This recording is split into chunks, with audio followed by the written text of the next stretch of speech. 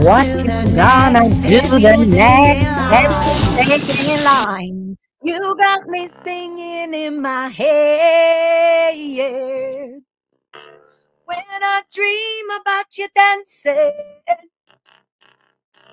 you got me singing with the bass. My love for you is endless. Guys, welcome to Monday night SPTV Chit Chat Party. And if I don't do it by myself, once in a while I get a cute other few goldenrodders that like to join me. So let's bring in Liz. Hi. Look at you. You ready for the party? This is awesome. Well, I figured I'd show you with the squirrel outfit. It messes with the headphones, but you're a total squirrel. This is fucking right on point. And not only that, speaking of squirrels, let's bring in Janice, Gil, and Grady.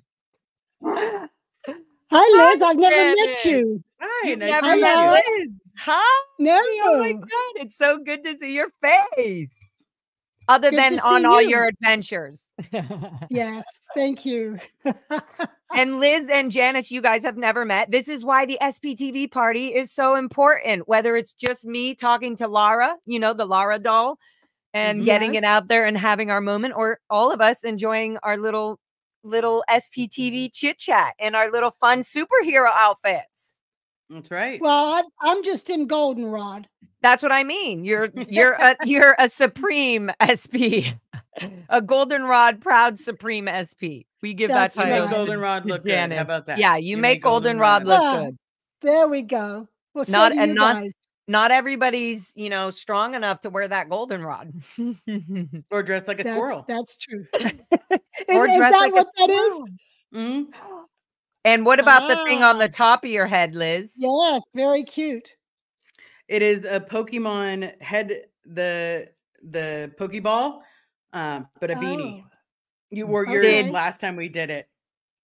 Yes. Well, Liz, go ahead. Liz, I have two dogs. One is called Moose and the other one Rocky, but some people call him Squirrel, so it's Moose and Squirrel.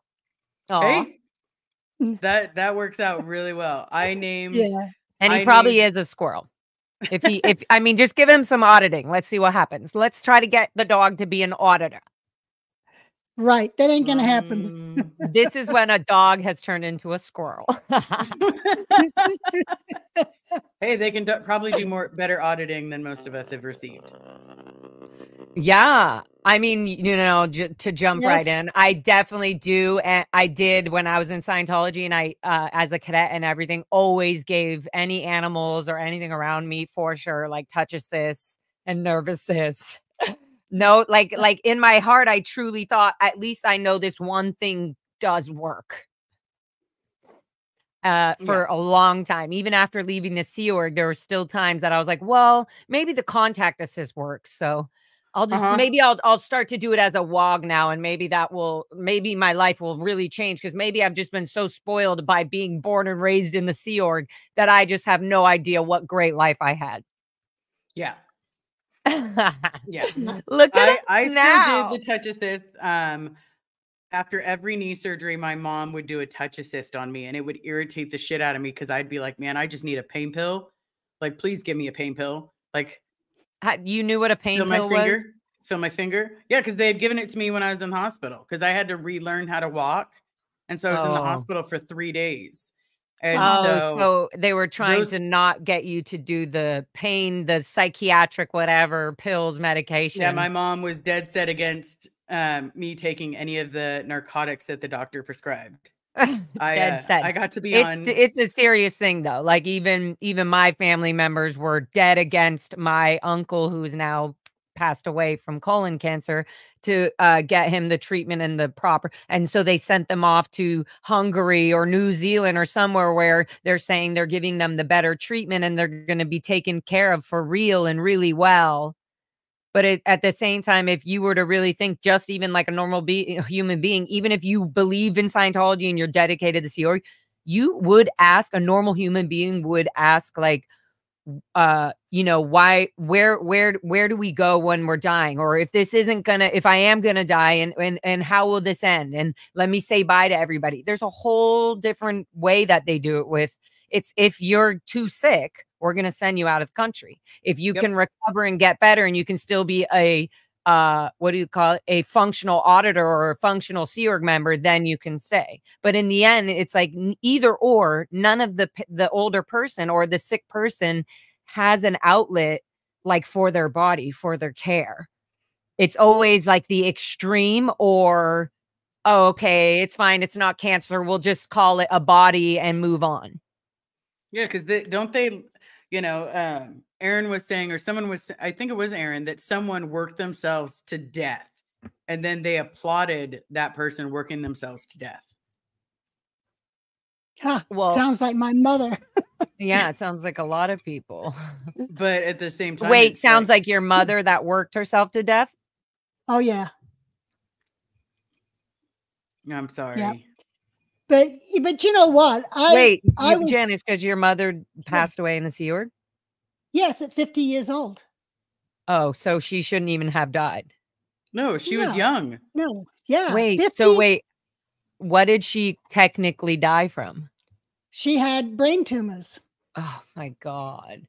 Right. See, Yeah. so that takes a long time to build up. You know what I mean? Like, that's Yes. not, that's like a tumor in the brain. That means, like, Well, she was never getting her brain checked. She was never reporting if she had headaches or anything, because, you know, that's just the body in case on post. And that's crazy. exactly. And not even having medicine, normal medicine, natural medicine, right? Like, Yeah, just no, like, not even seeing doctors. I mean, there was even one and point but she even had a rarely, leg. even Was- rarely getting like, just like medicine for a common cold or things like that. You're not taking, you know, NyQuil or whatever, Right. right? No, but I even don't, even a few years before that, she got an infection in her leg where her whole leg was swelled up and infected. And nobody in her staff at Celebrity Center even took her to a doctor. They were letting her rot in bed until Hubbard found out and ordered her to the ship and had her put on antibiotics to handle it. But otherwise, in Los Angeles, no one did anything. Just like when she was dying of her brain tumors, she was but you know left. what, you know what really, like, fucks me every time so much is that when, you know, like, even you just said, you know, oh, and then L. Ron Hubbard, you know, made her feel better or sent her to get help. It's like L. Ron Hubbard created this whole thing where people Yes. were made to believe that their bodies are not important, and that they're just bodies, and that, you know, like, even for you, Janice, your mother needs to be healthy enough to have you, like, to be around for you. And she's not thinking even that as a mother. She's just thinking like a Sea Org member, you know? But in Right. Well, real life, a yeah. child needs their mother. They need their mother, you know, not dying at 50 years old, no Right. matter Well, how old you are. she had not been there for us anyway, because from the age of 11, I mean, when I was 12, was when she went to Los Angeles and then maybe came back to the ship 4 times. And I lived on that ship for 8 years. So, See, that's what I mean. it, So it started, and yeah, but then L. Ron Hubbard looks like a hero or somebody who really cares, when it's like, dude, you're the one who fucking instigated all these you created this whole yes, mess.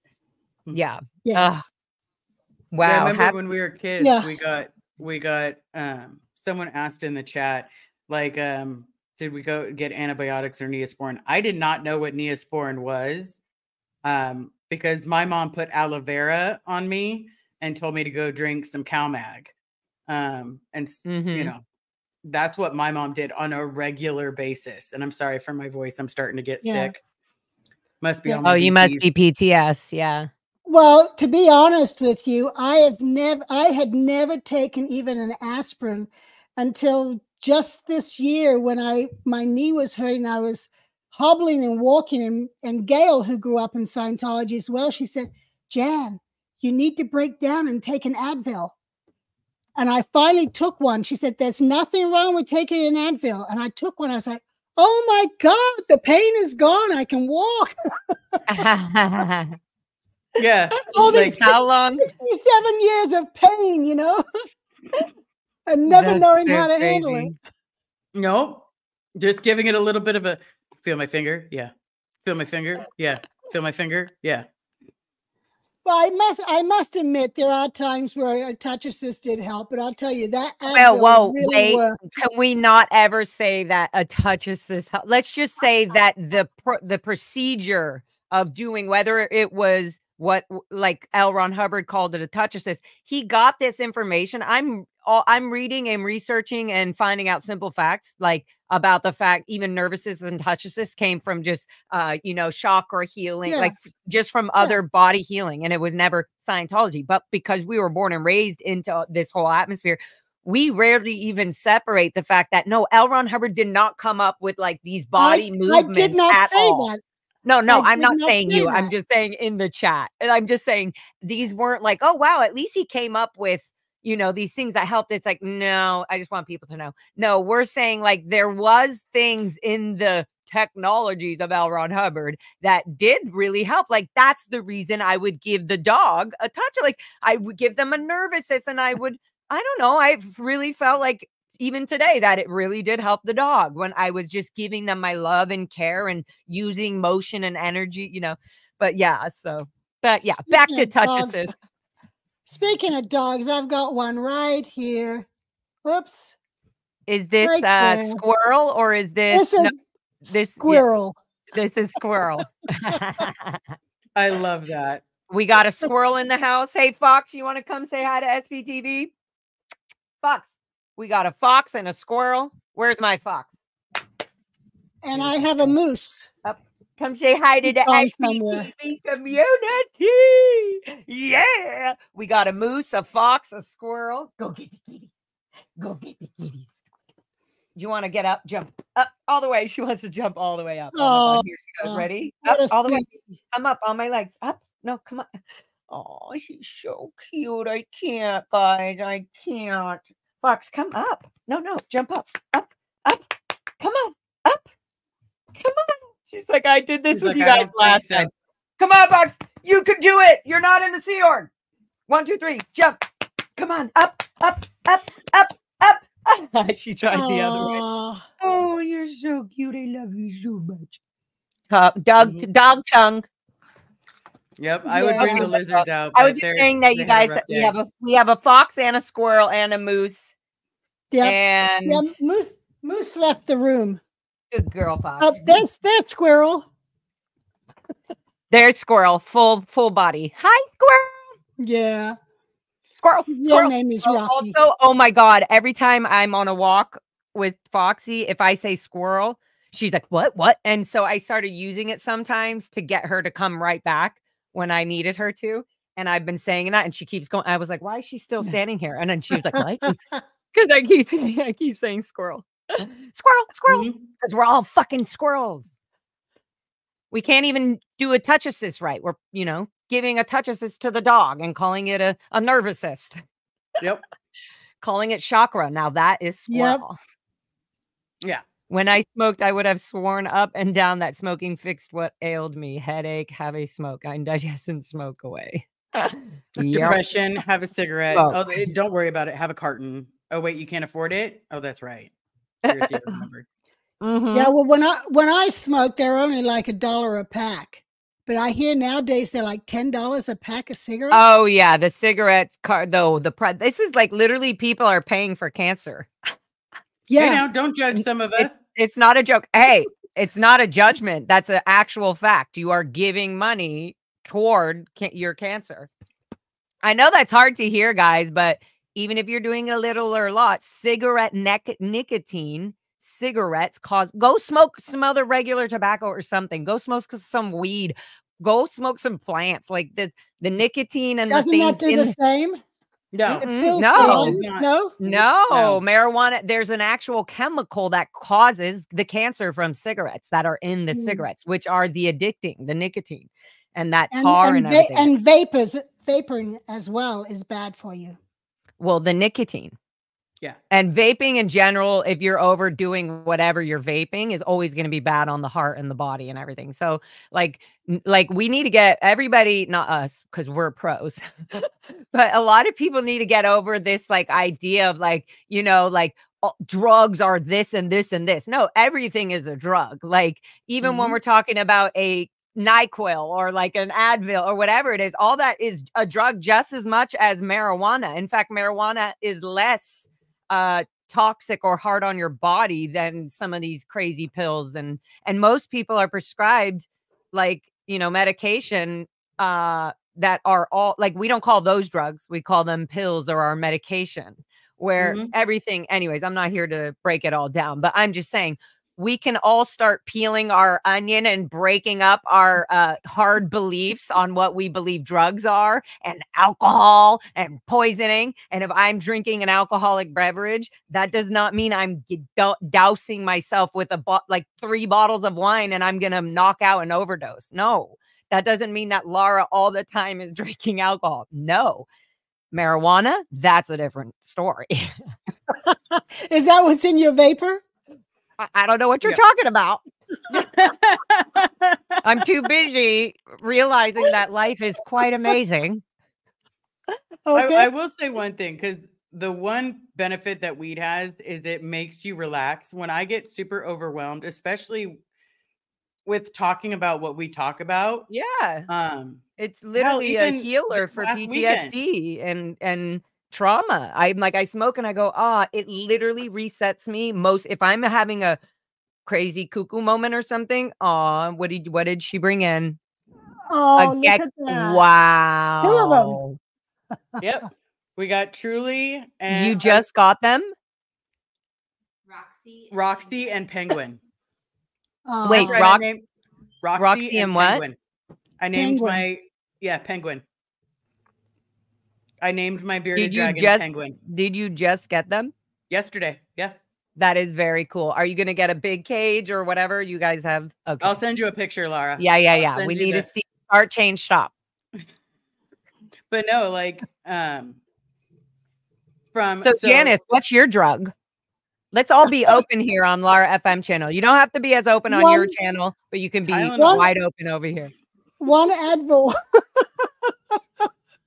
I don't think 1 Advil consists of a drug.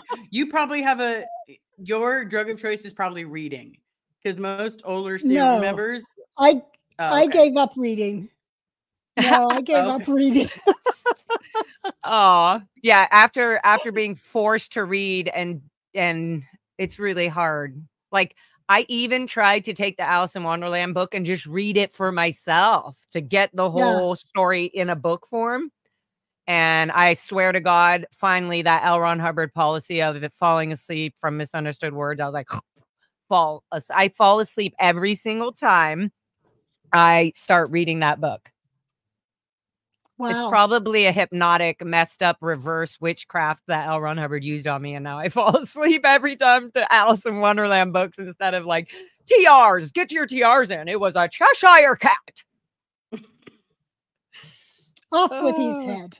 Off with the heads. What were the main Alice in Wonderland TR things that we would literally do verbatim? I would open the book and pretend I would just be getting them out of there somewhere. It would be too hard for me to find something that I could do. So I'd just be like, it was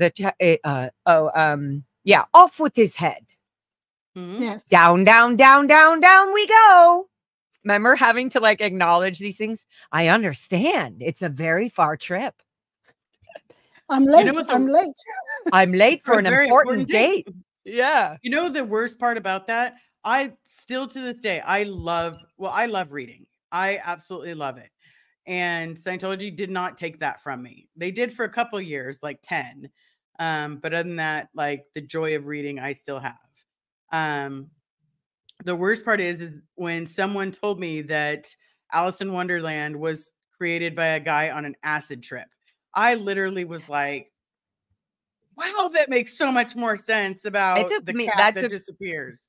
That took me a while to get until I realized a lot of parties or things that I would go to that had psychedelics involved always had weird trippy things of like the Alice in Wonderland and I'm like, now I get it. Now I get it. Never did L. Ron Hubbard ever teach me anything like that. Well, when we were on the ship and I'd be on messenger watch, I'd sit in my chair and I read a lot of novels. And if it was a good novel, I'd lie in bed at nighttime and read it all night and only get a few hours sleep. Tell us a novel you read. Tell us a novel you read in the Sea Org. I used to Zane Grey, his Western books. Do you know what that one is, Liz? You just went like you know. He wrote a whole bunch just of acknowledging Zane. What it was. Okay, what was a book that you remember you were so excited to finish? And it was sort of current. Are any of these books current in the time that you were like, were there ever like Harry Potter, you know? No, but was there? I never read Harry Potter. But you heard about it? I read The Hobbit. Okay. In what year? In what year? Out of the Sea Org or in the Sea Org? No, in the Sea Org. It must have been 1973 or something like that. You weren't even alive. We weren't even a twinkle in our parents' eyes. That's what I'm saying. Wow. Oh, wow. Okay, wait. I have this highlighted for no reason. I do, but Ansley said, makes me so sad about your mom. So sorry, Janice. Your mother sounds lovely in all the videos I have watched. Just Thank you. Yeah, I just can't believe that, Janice. No, I can believe it. I'm just saying that you know what? I really am starting again, as we always do, opening our eyes to things.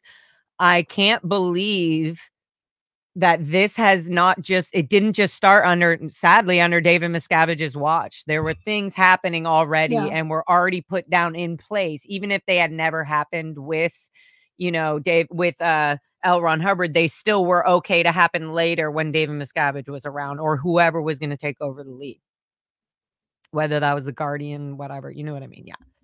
Yeah. Somebody. Louie. Hi, Louie. I sent you a link. Come join us. All SPTV babies are invited on Lara FM TV channel. Yeah, this is an open channel. Brush your hair. Just kidding. And put on some goldenrod if it makes you feel better. But yes, anybody on the SPTV channel is invited on my Monday night TV or whatever chit chats. Whenever we're having chit chats, if it says SPTV Chit Chats, you goldenrod babies, no matter who or where you're from, are invited. So if there's somebody who would like to come on and think they don't have a voice, you absolutely do have a voice. And I'm here to agree with you, disagree with you, but be here to talk about it. That's the most important thing, right? Anyway, so yeah, Louis, jump on if you feel. Did you see that one though? Janice, try the candy flavored Advils. The bomb for mine. I think they call those Skittles. Maybe just mixed a few Skittles with the Tylenol. What you were at the gold base, correct? Yes. So did you know my dad? Yes. Because I was at the gold base. Well, from when we were in La Quinta in 77 to 78, and then the very end of 78, we moved to Hemet. And I was there until August 1990. So yes, I did know your dad, and I never even knew you existed. It makes me sad. Like some people knew I existed and some people didn't. It's so weird. Well, he came up and he was always on his own.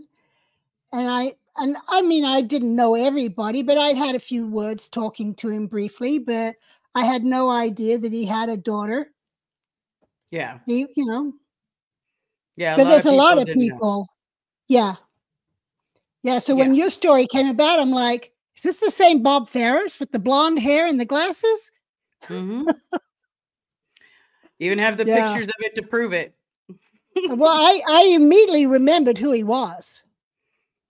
Yeah, a lot of people were like, I can't picture him. Like I look like a mixture of my parents. Like absolutely look like a mixture of my parents. So what was your story? He left you in LA or wherever and joined the Sea Org and went up to gold? Or were you in the daycare?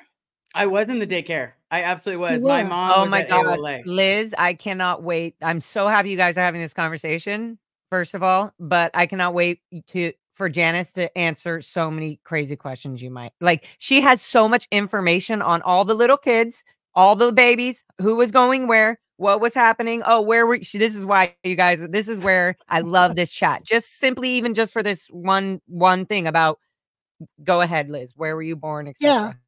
Yeah. How? So With the kids and blah, blah, blah, as you came in later. so my mom was the LRH comm of AOLA. So she Okay. held that post. And make sure you put years. Yeah, I was going to say years because from 85, yeah, years definitely help. or no, 84. Okay. From 84 to 1990 when she left. And then Okay, before so that, she was worked at with INCOM. Ivan Oblinski. She worked Yeah. with Ivan Oblinski. Yeah. I grew up with the Obolinskis and the houses. Okay. I was definitely part of that across group. the road. You're Yeah. across the road. Okay. Yeah, they were across the road. We were down the street. Yep. Isn't that incredible that you have somebody, Janice, here to know exactly the time, the property, and like, yep, we're across the street. So this is interesting. So how old were you then at this time, Liz? When I was 5. 5 years old. I was 5 years old. And then when did your dad go to Gold Base? Do you know what year? My dad, I believe, went to Gold Base in 83. So 84. Janice was But he there. was at Bridge first. He Right, started at Janice? Bridge Communications. Yeah, I was there. And were you at Bridge? Do you know about Bridge Communications before the Gold Base? Do you know any of that? Well, What was I knew some of the people. It Okay, was so pubs. and Yeah. you know who, obviously you visually know exactly who Bob Ferris is. Oh yeah, I Do you remember remembered him his from the smoking? base. Do you remember his smoking stain? Yes, that's right. Yep, because he smoked like a chimney. Yeah. Like that man was a 2-pack a day. Look, Like, if I knew, and thank the universe, because that is something I can say that I feel good about. Thank the universe that I didn't start smoking cigarettes in the Sea Org, because I would have been that would have been my addiction probably for the rest of my life. I don't know. Maybe I'm just making that up. Smoked. It was so hard to in the quit, Sea even Org. just smoking for 8 or 10 years. Like, woo. Yeah. I started before the Sea Org, so I was already screwed. But to have a reason to go on those short little quick breaks, oh, that would be so worth it just in it by itself. That's so horrible to say about cigarettes. Well, I remember as a teenager going to the ladies' bathroom in the aft lounge on the ship and sitting on the pipes, smoking away, hiding because I was underage, you know, blowing it in the vents. Hey, we used to smoke it at the Wilcox. We would hang out on the fire escape. If you weren't legal, you were the one sitting outside on the fire escape. Oh, okay. Yeah. But I quit in 1988. Amy and Janet Deere and I all agreed, let's stop smoking, because I'd started playing basketball and I was like, you know, so I was like, okay. Yeah. And I stopped. I was doing Amy, a show or something, and I felt it. I felt this weird, like asthma. Like I couldn't breathe. Yeah. I wanted to breathe, but I couldn't breathe. Like I was just like, this is from the cigarettes. Like, oh yeah. Yeah. Oh yeah. Well, I busted Amy a couple of times in the bathroom smoking away when we were supposed to be stopping together. And but my husband, he kept smoking. Smoking in the boys' room. Yep. Yeah, and when my husband was dying, it was his lungs that were messed up. And I asked the doctor, I said, how long does it take for lungs to reheal and everything become new? 20 years. So wow. Mine are renewed. I stopped in 88. Mine are still renewing. Plus, I definitely smoke a lot of weed. So it probably doesn't help. In terms of nicotine, though, yes, my lungs feel renewed, revived. I feel, because I sing a lot. I'm always at Wee Spa or at some spa, sweating, running. I mean, I'm doing stuff all the time. So one of the strongest, and thank you, universe, one of the strongest parts of my body is my lungs and my voice and my like throat muscles and my attitude. Okay, sorry, I want to read this really quick. Ansley, thank you from Liz and from all of us. Love you all. Love you all. Have watched all of you from day one, and you are intelligent, kind, badass woman. Keep fighting for justice. That was a really very straightforward, perfect thing to say about all three of us. And just SPTV channel holders in general. Yes. Save Bob, hashtag save Bob Ferris. Liz, it will happen. I know it. I I feel like One there's of going to these be days. something, right? I feel like there will Yeah. be something that like legally forces my mother, Diane Anderson, or your dad, Bob Ferris, to like be pushed out of gold or something, like something where they have to be like, well, just send them to the legally, they're to be given to their first non-Scientology closest family member. What if Yeah. legally that's what, hey, to get these people far away from any other Scientology or Scientology company or wise or able, Yeah. anybody trying to pretend they care enough to really care for them? No, there's too many. First of all, we're going to be starting not only the Aftermath that has their foundation, but there's going to be other foundations that will make it easily accessible for anybody who wants to leave, whether that's your Yes. parents or what. And if they do, they have a route that me or that Liz Ferris feels really good about putting them on, that they're not being held control or hostage about their life and said they have to follow some strict guidelines just to have a certain aspect of their life fulfilled. Like for me, okay, I'm going to just bring this up now that we're talking about. For me, I have a disagreement strongly with the Aftermath Foundation and the whole Serge Oblinsky thing, where I know Serge himself is an amazing artist. He wants to do, he also wanted a specific type of hands or, you know, his hooks or something. Anyways, and what was given to him, I guess, was what could have given to him at the time. But what I'm saying is like there should be many options of people and ways that Serge Oblinsky can be helped instead of just being told, hey, we have to have you on only this strict medical. No, then get him a better medical plan or get him something where he can actually enjoy the rest of these years. Like, so for me, I wasn't but I'm also very excited on another note that the Aftermath Foundation did create that whole amazing film and video to bring awareness to people like us and to people. And maybe, yes, we have our hands, but we are handicapped in so many other ways. Yeah, I'm even just emotionally not having handicapped. a mother, even not having a mother and a father in a proper family system, friends, support your whole life, and then having to rely on friends that are mixed in, you know, it just feels yucky and uncomfortable, and it feels yucky to the internal because you don't know who to trust. And it's not, even when you do trust and you can feel, it just sucks that there's only a few of these paths or friends or ways or outlets without you immediately going back into, oh, I only have these ways or these things or these, I must keep my friendships, otherwise I can never keep friendships. It's like, no, let it go. Let Everybody it go. yeah, Yeah, pull everybody me has, back there's more in. than one outlet to everything. And if we keep saying like this is the way to do it, or this is the only outlet, or we're disappointed if you do it this way, no, that doesn't work. There's that never works for anybody. So yeah. I hated that. I hated that specifically with like not just Serge. There's also, I specifically just gonna say this, and you guys can chime in if you feel like I'm an open, loving book. I like to learn, I like to hear, and I also like to be listened to. So if I'm saying something and you feel negative toward it, just let me know. Not you in the chat. I'm talking about my SPTV lover babies. Liz and I. Yeah, I'm like, if you have a problem with it, I don't give a fuck. No, but like, I think the best thing is that we were always taught in our cult that to make an emotion or something serious or that has a lot of like, oh, this should be talked about, to not talk about it is the worst thing to do. And to not just bring light and to have transparency and to be clear and to just say, good, this doesn't work for us. It doesn't work for us. If the Aftermath Foundation 5-10 years ago, I call Mike Rinder myself personally and ask him, can this not only to help me, I did not ask even for them to help me. I'm saying for my brother who was at the gold base, who, you know, Mike Rinder, who, like, they all know my brother. Mark Headley knows my brother. My brother has called and asked to be helped several times. And well, he's on the inside.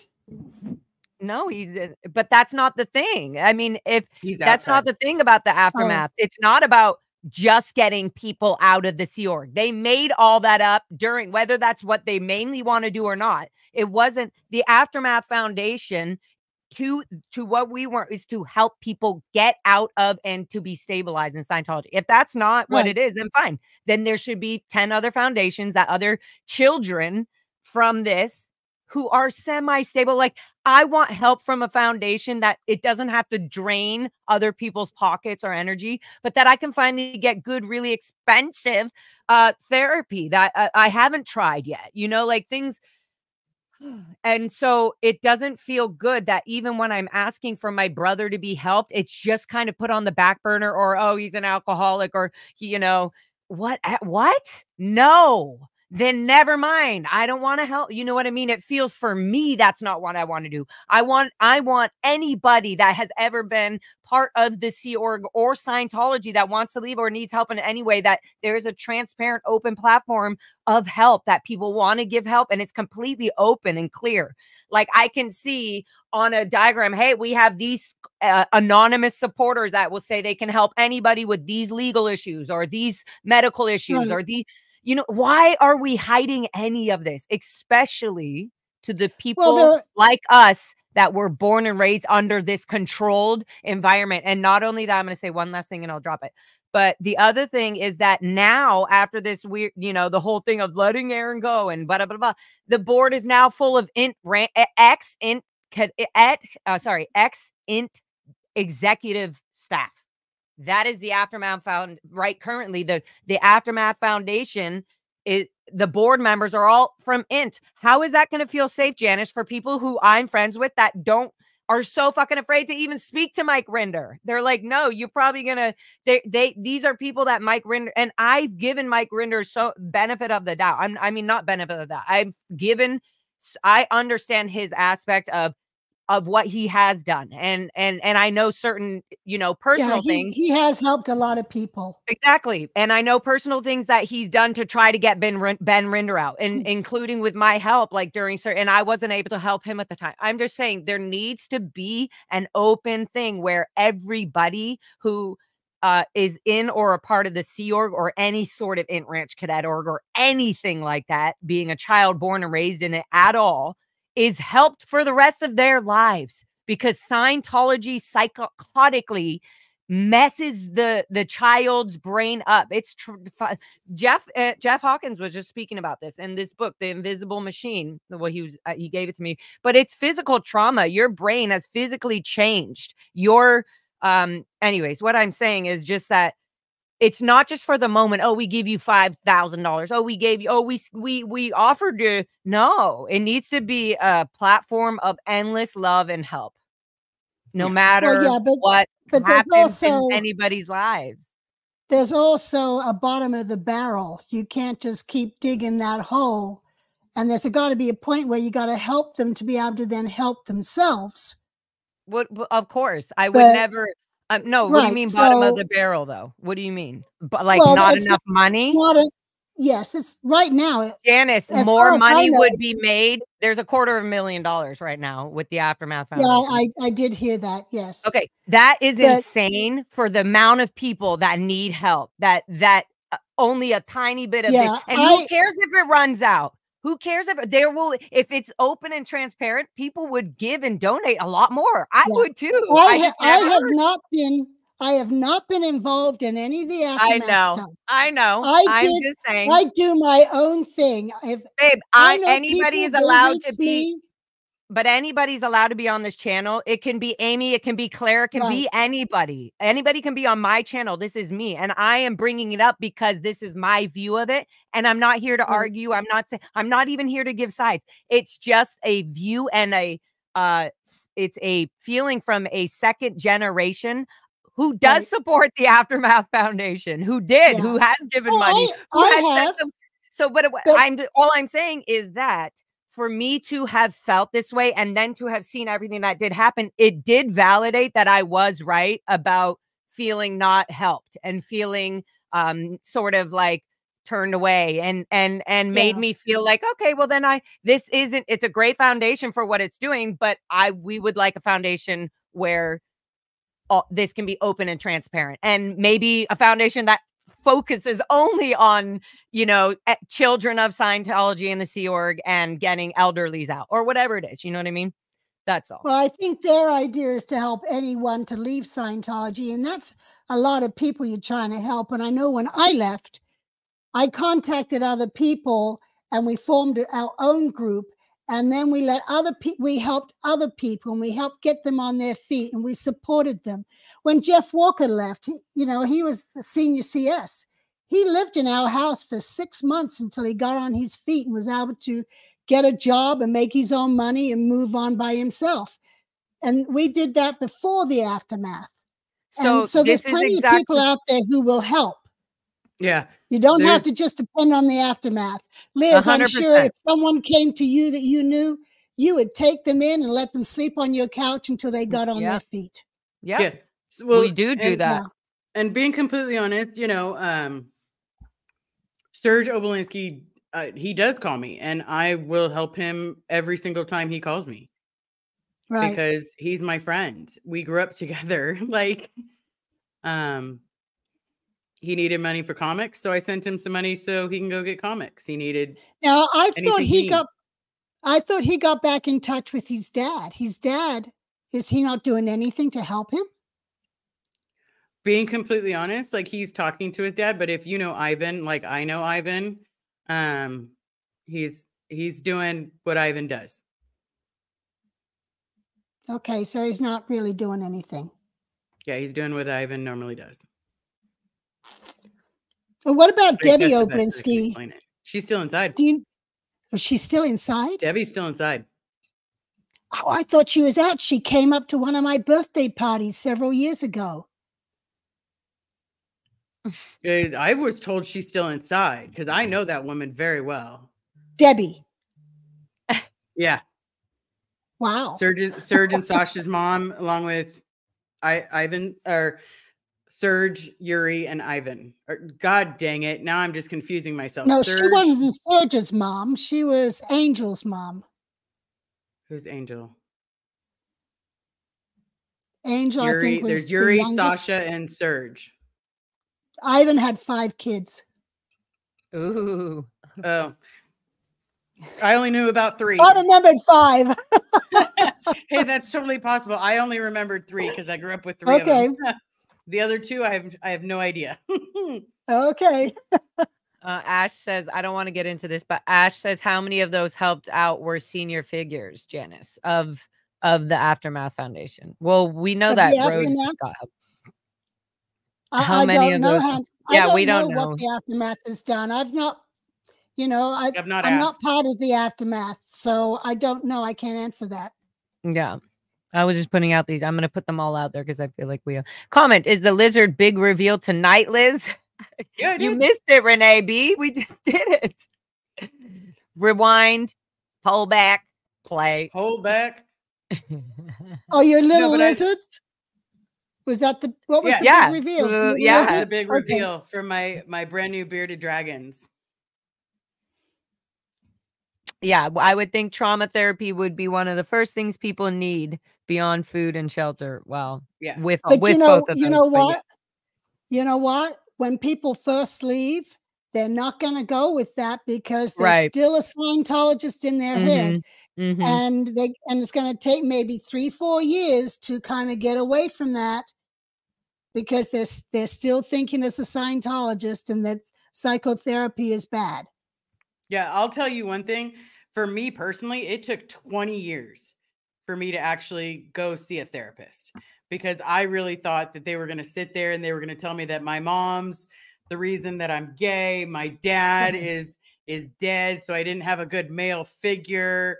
And then all of a sudden it's like, I tell my therapist all the time, guess what? My dad's alive now. And just kidding. He's not really dead. Wow. Yeah. My bad. But it took me like 20 years to start seeing a therapist. Yeah, same. I actually didn't start doing real therapy, or not even real. I still haven't done. To me, I keep learning about different types of therapy, and I'm like, oh my God. But I didn't even get into the idea of therapy until only like 3 years ago. Tops. Yeah. Well, I've been out 33, and what I found therapeutic was writing my books. I've never talked to a therapist or anything, but I'll tell you, you sit there and you go up and down the tone scale as you're writing, and you hit something and you just start crying, and you can't keep writing because of it, and then you get through it. And, you know, or you leave that alone and you keep going on something else and you come back to it. And that's why I haven't finished book 3. You know, it's been 5 years since I wrote and I can't get through 3. But that's where I found my therapy, was writing. And that for me, my therapy is, you know, I go to her, well, it's supposed to be once a week, but unfortunately she's $100. So, I do it once every 3 weeks. Which is Right. not even $100 is nothing for it. Yeah, it's Well, not nothing, but at the same time, it's nothing. like, But if you have nothing, it is something. I'm not saying it's not. No. I'm saying $100 is nothing to pay a therapist for 1 hour. yeah. Oh, I see. Yeah. Yeah, she Like, gives me a giant discount because of what Yep, I've been through. especially for the therapy that we Right. need and you need and everybody needs. $100. No, that's what I mean about having, you know, let's have. Yeah, if we could have been in such a great organized organization and I'm sure we can put together a perfect foundation for everybody.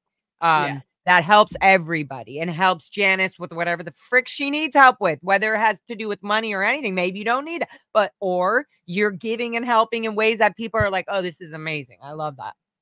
Yeah. And that's what we do. So and Because we don't need permission and we don't need to get approval. Like that's it. Exactly. Just do Just what you do feel it. is right. Yeah. It's just like stop this shit. Yeah.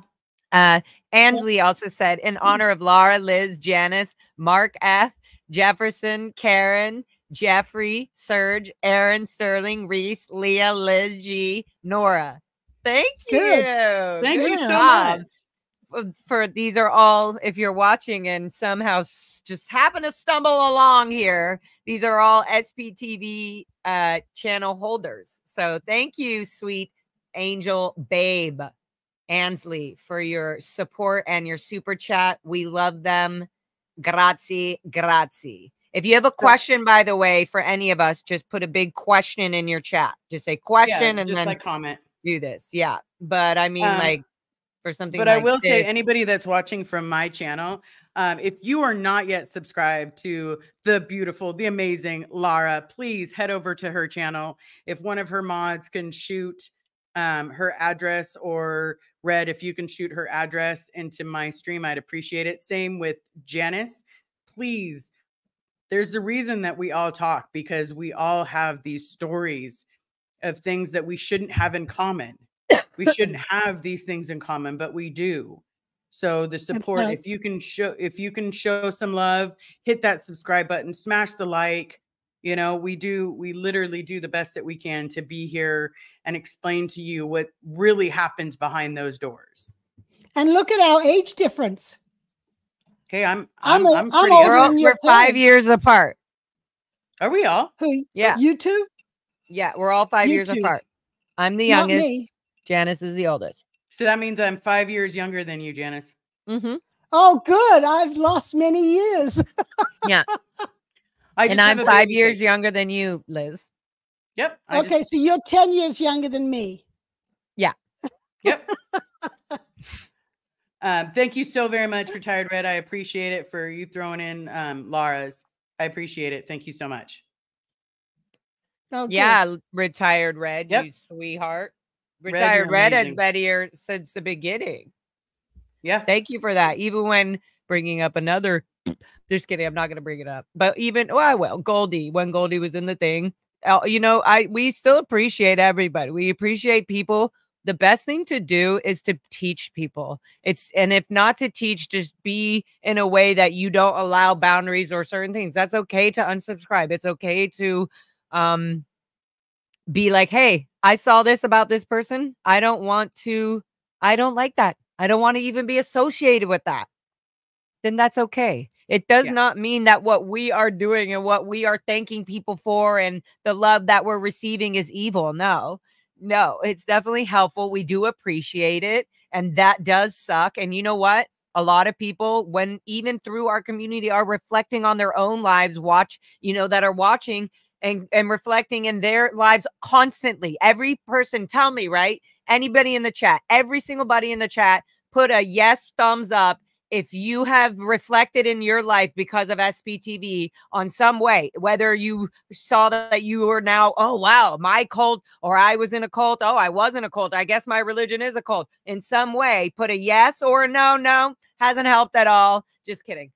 The no would be like, it didn't help me with that, but you still obviously are here, so we love you. But yes, I can see yes every day. Exactly. Every day listening to you guys helps me grow a little bit stronger. And you know what? Lone Dinosaur, Matthew. Yes. See? Retired Red. Sorry, go ahead, Liz. I'm just gonna keep But yeah, it helps me, it helps us grow, because realistically, we've had a pretty rocky life. And sometimes it's not that easy to smile at some of the things that we let happen to ourselves. Yeah, I think, you know, I was a cadet myself on the Apollo, but I think you guys had it worse. You know, at least I was 11, where you guys started even younger than that, at a time period when you still needed your parents.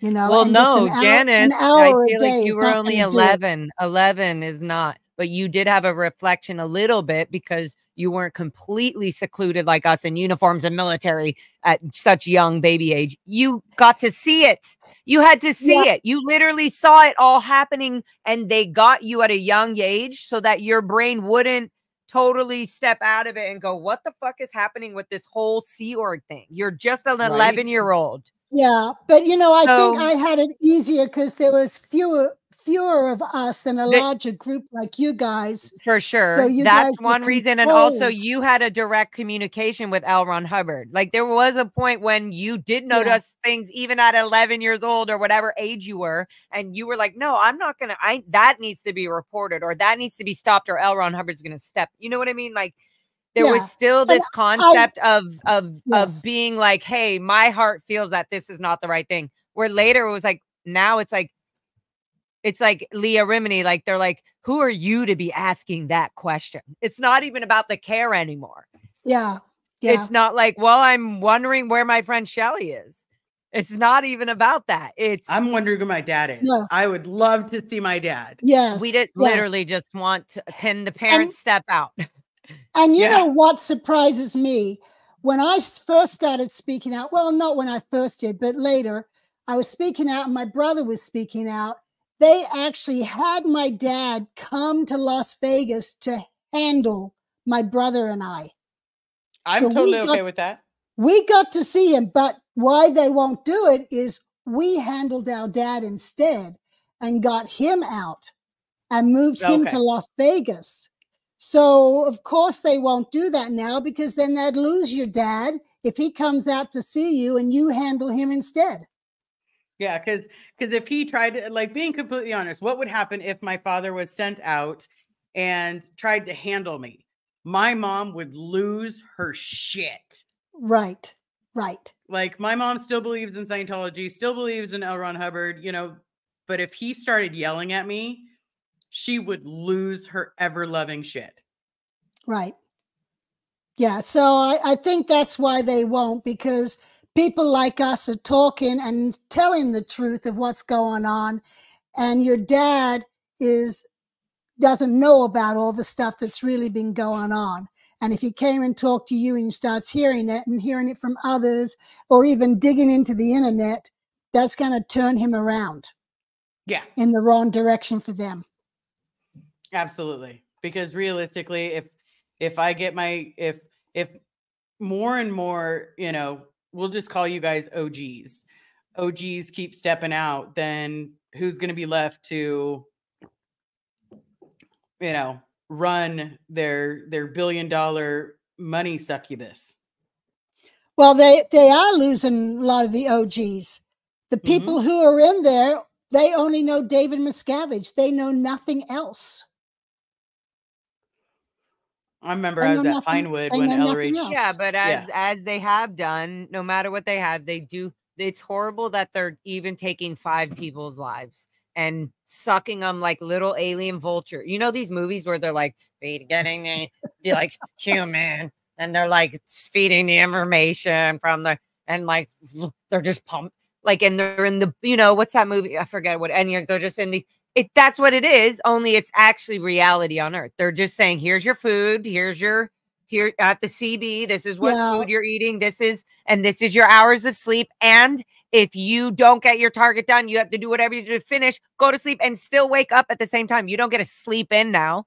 There's no like own thought process on anything. Tell me one thing, Liz, think about this. Tell me one thing for reals. And I'm asking you to tell me, maybe there is 1 or 2 things, like maybe the way you brushed your teeth. I don't know.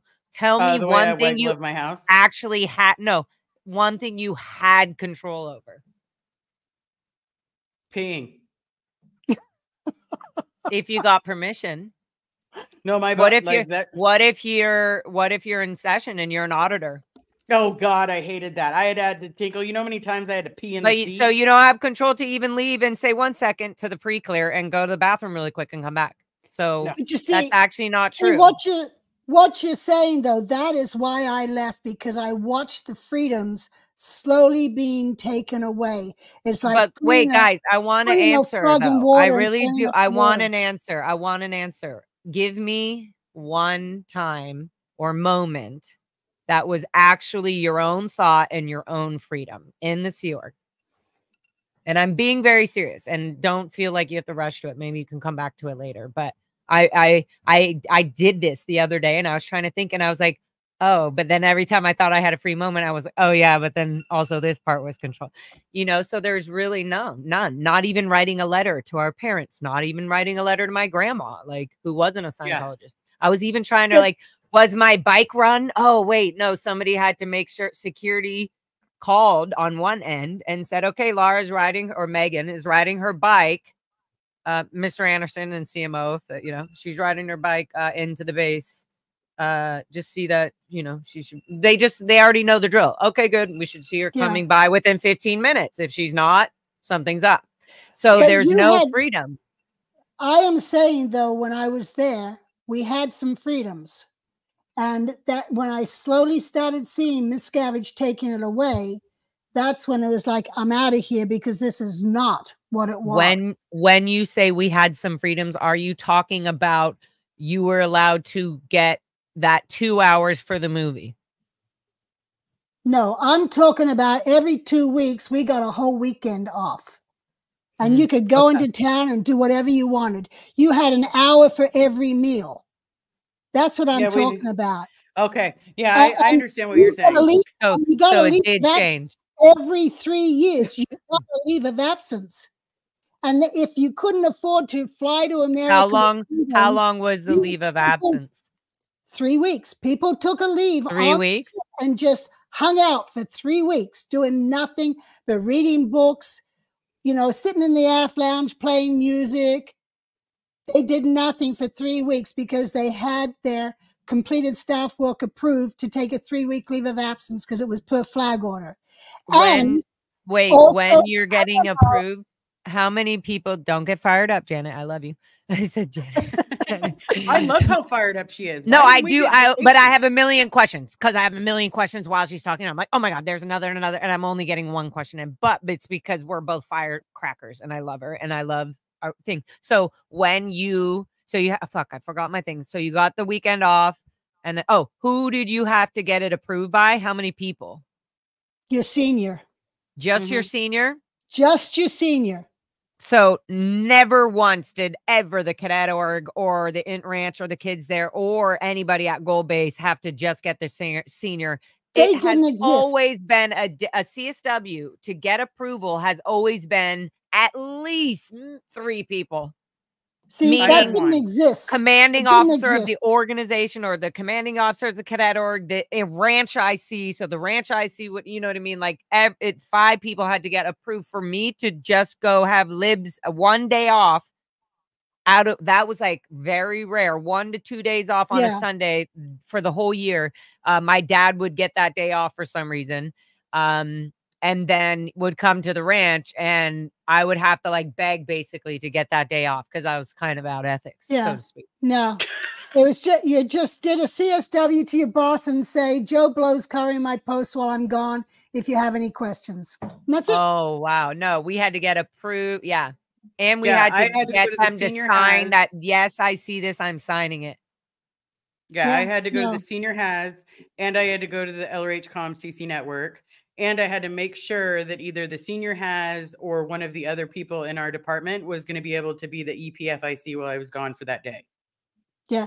Well, actually, thinking about it, back in the late 60s, early 70s, you didn't even have to CSW. It was just knowing every 2 weeks you were going to be off. Everyone just took it off unless they were in a lower condition. It was just standard. Never happened. What No you, way. what you guys went through. Yeah. Say it. What are you going to say? What fuck the that fuck? shit?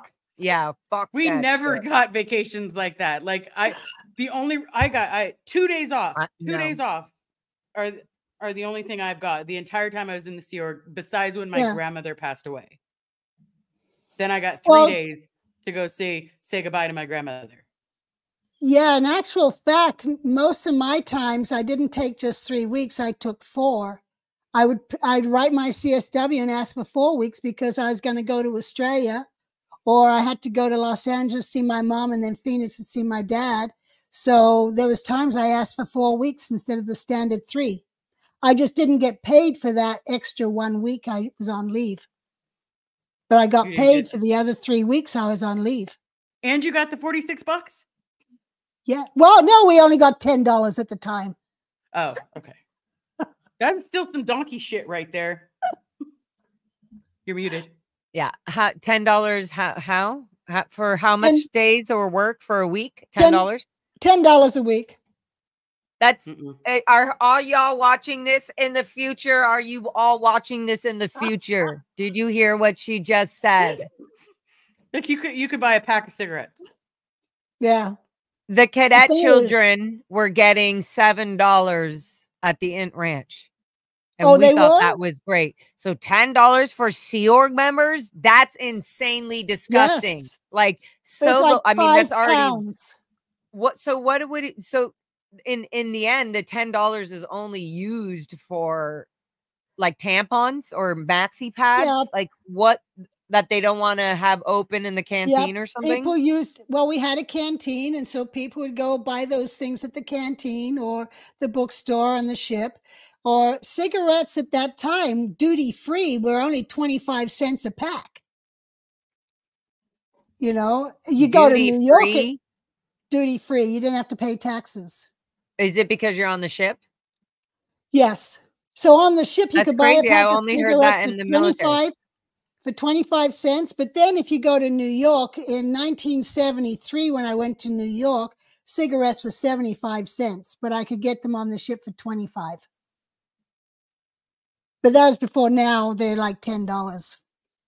Shit, and most of that is taxes. Pissed off from my $46, and now I'm like, man, I had it lucky. You had it lucky on your paycheck, but you didn't have it lucky on the timeout or the schedule or anything like that. No. I watched it slowly being taken away, you know, like a boiling frog. You watch it happening and you don't realize it. And then suddenly it was like, wait a minute, where's my freedoms? You know, everything was being taken away. Yeah, you could have kids. And then DM says no kids because he didn't like kids. He was afraid of them. But probably because, you know, God can only grant us the serenity to accept the things that he cannot breed. Right. Well, you didn't want him breeding. No. No. We don't need little miscaviges. Little Hitlers. No. Little Hitlers. Yeah. That's what his mom called him. I would call him that too. I've called him worse. Yeah. Yes. But anyway, yeah. So he was infringing on various freedoms and it was becoming ridiculous. And that's when I'm like, I'm out of here. I was pregnant. I wasn't going to deal with that crap and go into ethics. And I just took off. Yeah. But I was lucky. I had a car. How old were you then? 34. How do you get a car at $10 a week? Oh, well, no, by now we were up to $17 a week, but we also had bonuses and we had international stats were in an affluence. And so I was able to save my bonuses. And so I was able to buy a car. But when we first came to the US, my dad gave all three of us a car to share in Clearwater. And then we were all over in La Quinta together. So we still shared the same car. And then as I got bonuses, I was able to buy my own little car. It's just crazy that all that money, though, came from your bonuses and tiny little, completely abusive, like unpaid, illegal work. Like, and I think even during this time, they didn't have their, did they have their tax? They have the tax-free status, the religious status? No. Yeah. No. So this wasn't even, it wasn't, this is not even legal. It's still technically not a business. It's right, because it's supposed to be spiritual and healing, but no tax. This is why this is insane. Yeah. But Liz, I was married, so there was two of us getting bonuses, putting it towards getting a car. Oh, okay. Can I respond to someone real quick? Just because yes. Okay. So I have one rule when it comes to my chat, and everybody that's listening. Well, I'm not going to name any names. Do not come for Laura. Lara. If you come for Laura, just come for me too, because I'm going to stand right in front of her. Ease up on the language. Ease up on the tone. Okay. That's I'm just saying, Laura, I know you see somebody getting roo. So, 86, that thought real quick. Cause no, look, well, it's fine. I'll read it. I don't care. Okay. Look, we just don't have to put heaviness. We need to be able to have heavy emotion and be able to speak about it openly and not feel the emotion aggressively out loud, unless you're protesting like me at a Scientology protest. So look, but so the aftermath had 5 years ago. I'm not arguing, but they don't have millions, sweetheart. Try again. That's why I say try again. Let me tell you what, wait 1 second. I did not say they have millions. I said they have 250,000. Rewind this thing. That's exactly what I said. So I'm just gonna end that right there. You try again. No offense, but that's all I said is they have 250,000, and probably maybe more. I don't know, or maybe less. Maybe they've helped more people since then. So, anyways, but I know what you mean, Lara. You're a bit wrong about Surge. The documentary. Listen, Buffy Lynn. No offense. Again, I love you, but I have more information than you do. I have talked to people. I know Surge. I have seen Surge. Surge was at my live show. Okay. So and he had a great time. He called me afterwards. Yeah. So I'm just saying, when somebody wants something and then, there's rings, like you're getting married or whatever, there's a bunch of options, right? He got maybe half or a little bit above that, but those were the options at the time. I'm just saying, why doesn't Surge now why doesn't he get real mechanical hands? Like, let's give him them. Okay, whatever. I'm just saying, he doesn't want them. I understand that. I'm just saying there is things that he does want, and there's no reason why he can't be given all of that. Yeah, there's a lot of things that he wants. No, I do like people asking tough little questions like this, but I'm not trying to argue or say nothing. I am trying to say, though, yes. First of all, I never said 250,000. So yeah. So just don't take your time. I mean, sorry, I didn't say millions. Just take your time to just think or say, is this comment necessary? So yes, I do see the chats, and thank you for your protection, Liz. That was very sweet. I do see the chats. If there's something that I feel is sort of unneeded, or I get what you're saying, like I got what they were saying. I wasn't, but it is probably does come off kind of crazy or rude or whatever. Yeah, it comes but off it's fine. Snappy. Right. So it's fine. It's fine. We're on SPTV. We're triggered by people saying, hey, we're finally speaking and saying our hearts. That's all. Yeah. Okay, let's change the subject. Sorry, Janice. Janice is like, this is really so Liz. But Liz, if you have any questions, even Janice, for Liz, vice versa, about the childhood thing and babies at this time and how they were treated and why they were treated and at certain ways, and you know what I mean? Like, Liz, I know some of it. I know some of it. The AOLA kids, we were known as the unruly kids. But the trick is Ivan was supposed to give up a Sea Org member to one of the daycares. And if he gave up a Sea Org member to one of the daycares, then AOLA kids can go there. But because he refused, we ran the streets like a bunch of that's right. lunatics. I remember hearing that. And we got in trouble. I all the heard that time. as well. Yeah. And then my mom was like, okay, Ivan, we need to give someone, you know, and my mom was the LRH comm, so she can say it like that. And then I remember hearing them argue, like, just give someone. Our kids are running the streets, like they're not safe. And so finally one day he did. And see, that was a problem because they took people who should never have been put in charge of kids. They put them in the daycare because they could afford getting rid of that person. Where if someone was on their job, doing their job well and caring, they were too valuable to give to the kids. And I feel that was wrong. Those kids should have been given a priority because they're the future. Yeah. Now, were you there how many times I was told I was the future? Yeah. Now, were you there when the Cadet Org was down on Melrose and they had their own little organization and pretty much just ran themselves, and then they'd go do missions of central files, clean up central files and things like that and get paid to do it? I remember that. I did not do that. Wait, get paid? Did you say get paid to do it? Mm-hmm. Yeah, we heard that they got paid. It's like $5. So what is getting I paid thought the mean? money was paid to the Cadet Org to help everybody. Or it was just those certain kids got to keep the money? From what we were told, yeah. Oh, okay. Yeah, or their parents decided, or their I'll parents, save it for Christmas and then, or whatever. Yeah. Yeah. Yeah. Because I did not like the little daycare that was across the street from where Bridge used to be. The original Bridge. I went there once and it was like Lord of the Bloody Flies. Everybody was fighting everybody else. We were getting into fights every day. I was good. I told my mom, I was like, if you put me in there, I'm going to sneak out. I will climb over the bars. I don't care. I will sneak out.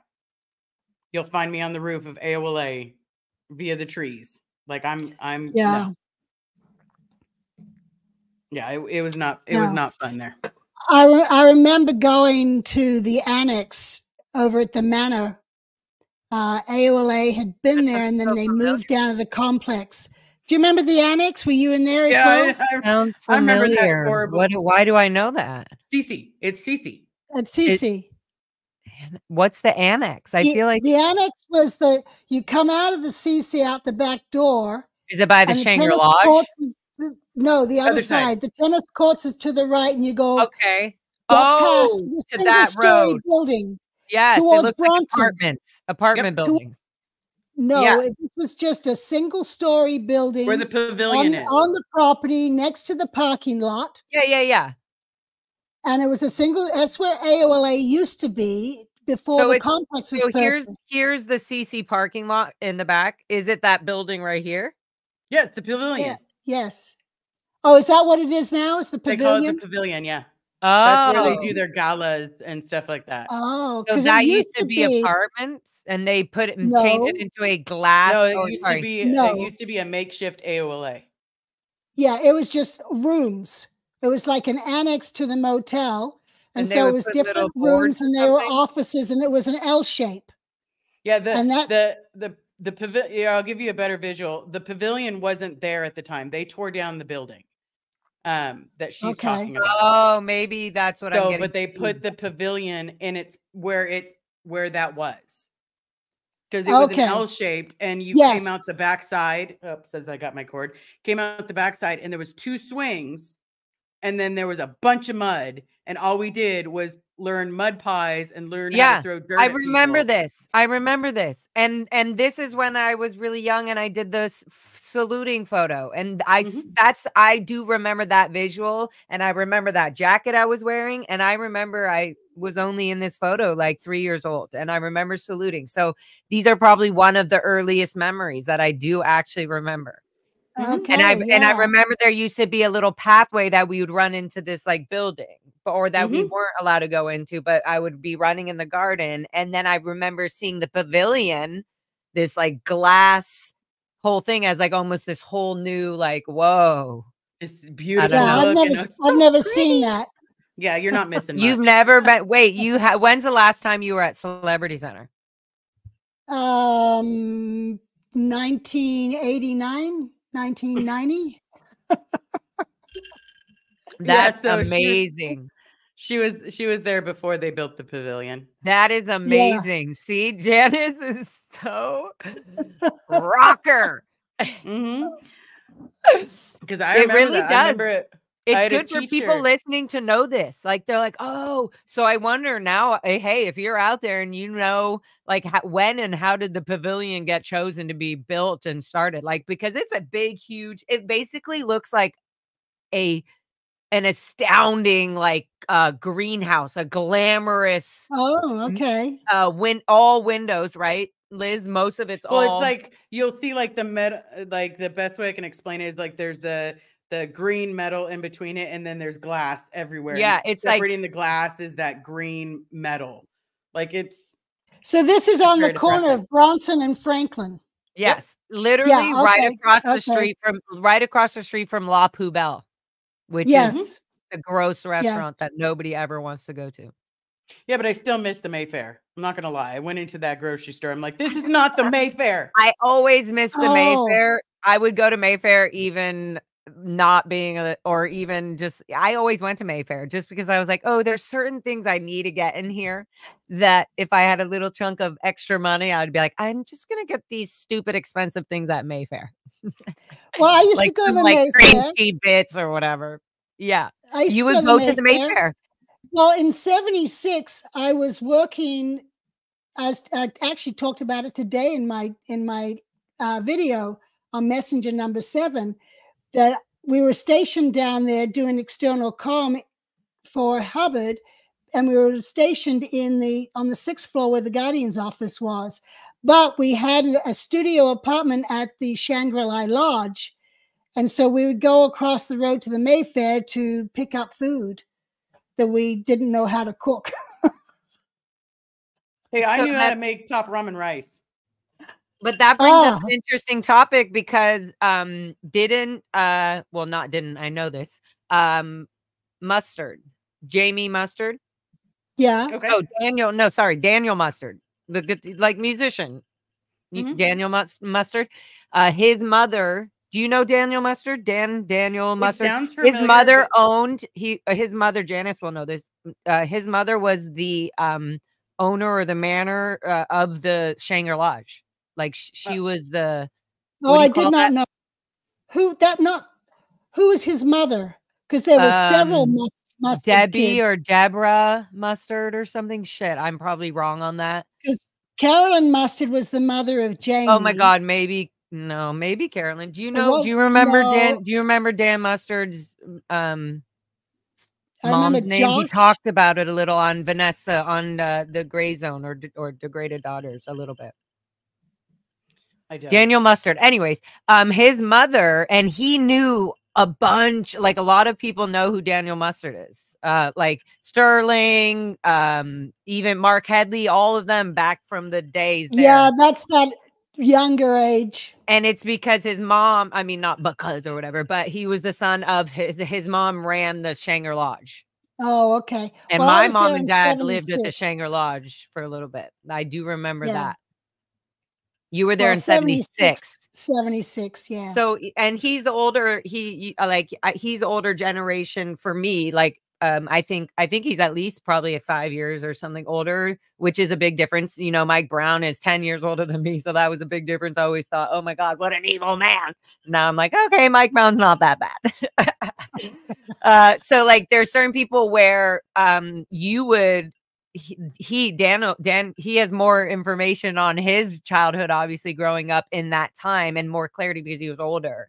And it would be really cool for you to talk to him, because I feel like that would be good for a lot of people to hear. Because he actually he has like crazily enough, has really good memory. And he was even talking to stuff with Vanessa that I was like, oh my good. Like he remembered Jesse Garcia, or like he was just talking about all these names that I was like, whoa, yeah. And Mark Headley, he brought up knowing Mark Headley, and like a Corvette story about, anyways, Mark Headley broke his Corvette or something. He's like, oh, I'm gonna get you.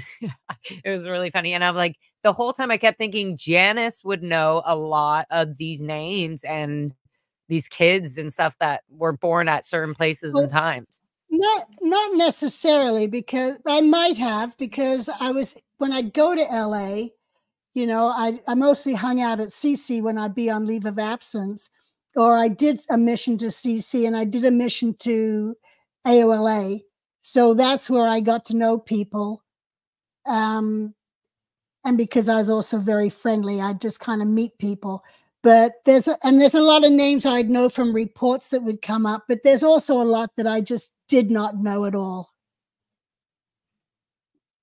Yeah. I think you say that, but also obviously we're not going to all know everybody, but I do know, excuse me, to lighten up the mood a little bit, got to reapply my lipstick, as Janice says. I look cuter with lipstick on the live. Should I ask Carrie to help me with that? Yeah, absolutely. But what I was going to say is that I think that if more of these other, like, I would like to introduce you, and you're really cool because you do open up and you do speak your mind and the times and whenever you were growing up, what was happening. And it really opened, even to bring up Biddy, you know, how Biddy really, that brought up a whole new light, you know, whole different, like, whoa, that's a whole nother, you know what I mean? Like, yeah.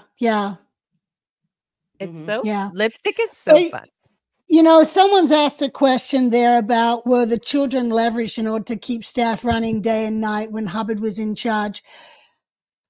Hubbard was on the ship. The kids were moved off the ship towards the end of 1969, and they were all moved over to either Denmark or to Los Angeles. And Hubbard would order for the daycare to be handled, or, you know, the kids be cared for, but he would then say, you know, have the parents, they get an extra hour every day to go see the kids. What can you do with your kids in an hour?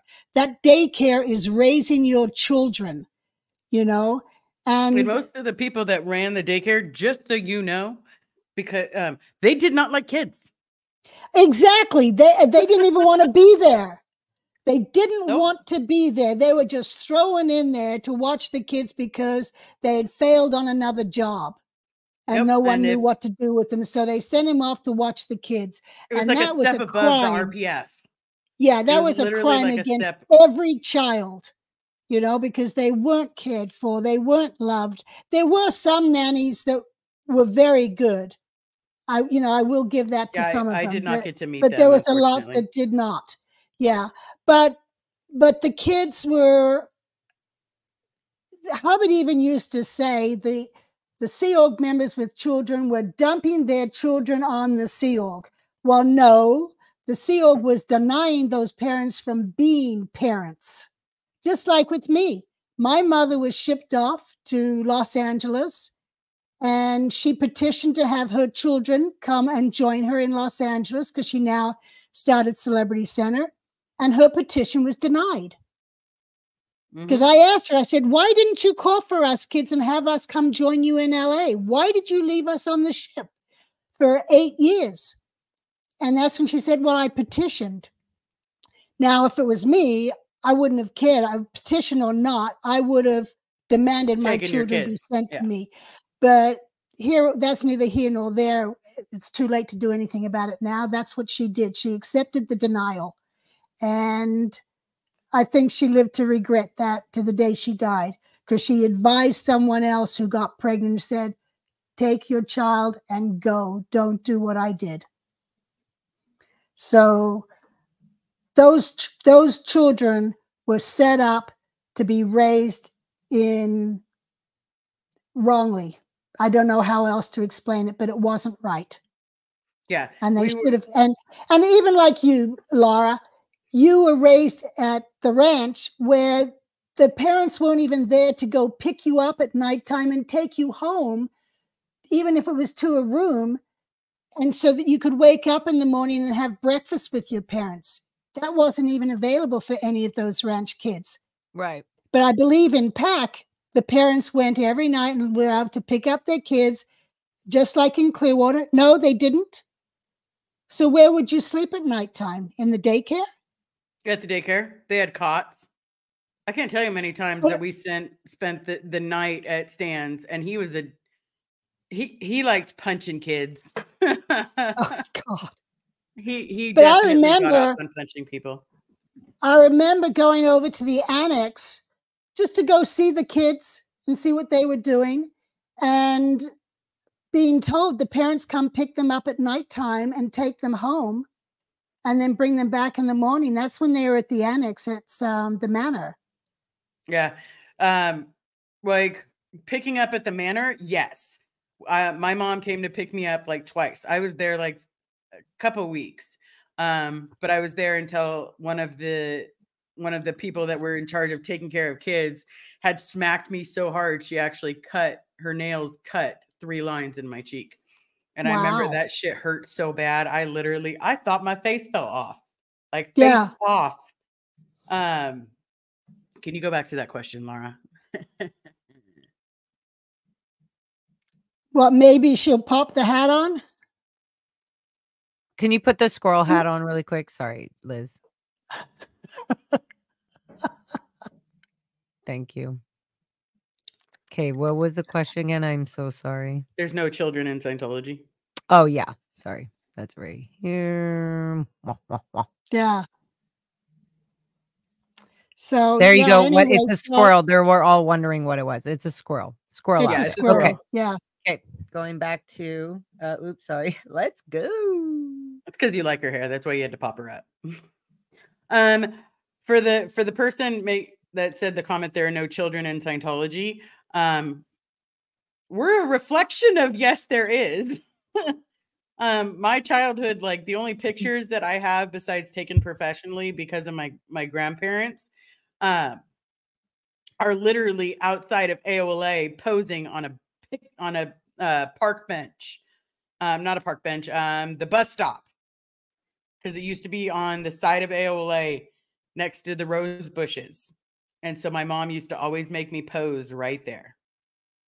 This definitely is sarcastic, Liz. That's why. It's a sarcastic. I'm just saying. Yeah, that's true. Okay, sorry. I was just saying this person is being like, oh, there's no such thing as kids in Scientology, remember? It's like that. Yeah, and someone else pointed out they don't think of them as children. They're all adults. Yeah, we're adults in little bodies. That's how I was raised. Yeah. Exactly. Yeah. Yeah. You got no sympathy. No sympathy. There was a girl, oh God, I can't remember her last name, but her first name was Noelle. And she used to bike around with the Pack kids. And then one day she was riding her bike by Cedar Cyanide and crashed into a pole and ended up at Cedar Cyanide for like a month. Who was she? Her name's Noelle. I can't remember her last name. I'm going to have to ask my mom. But there was a Noelle in 1985 that crashed into a pole. I'd like to know if she's okay. Yeah, wow. Don't know.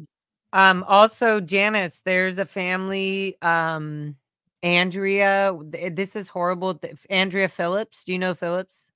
They used to call her Fat Andrea because she got really fat. No. As a cadet. Anyways, I'm sure but her name is Andrea Phillips. And like David Phillips, the father? Maybe. I have no idea. I just know I don't know. I feel like I just wanted to know if you know. Maybe, maybe it's, I don't know. Anyways, okay. Just wanted to put that out there.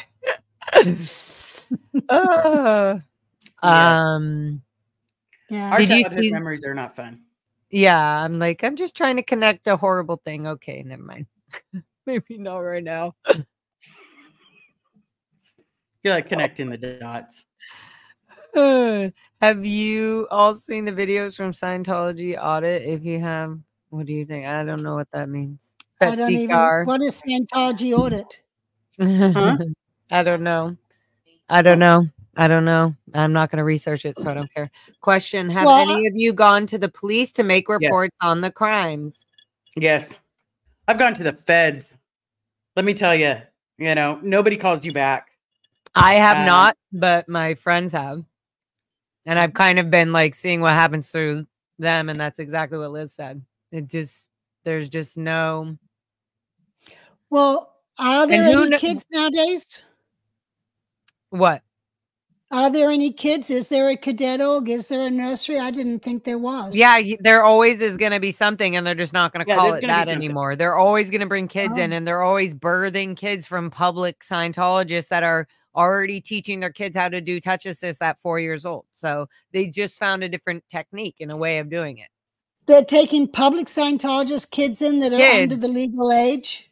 Yeah, and they're already, but just how you said, how you were with your mother, you were in the apartment first, and then you would hear it all. They're doing the exact same thing at home with their own children now. And they start this at baby age. They even give Scientology birth things. Like, so Scientologists believe in all that. And so they're already doing this all to their children so that by the time they're 12 or 13, they're like, I'm going to join the Sea Org and really save this planet because this planet is insane. Right.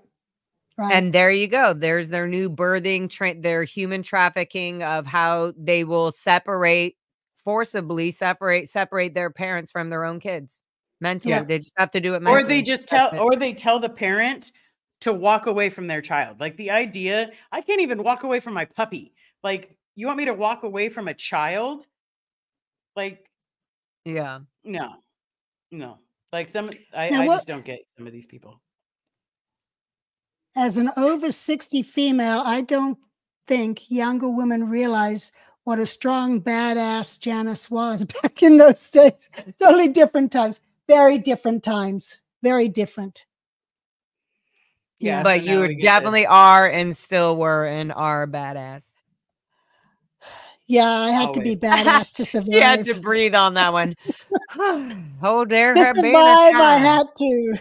Were there any times, Janice, that you were by yourself, like either on the Apollo or on the ship or something, where you were like, holy fuck, I almost died just now? And even if you, whatever, like, or were you like, whoa, I can't believe I'm doing this at this age?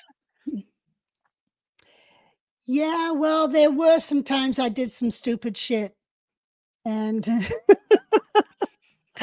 come on, give us some grease. Shit? Give us some grease.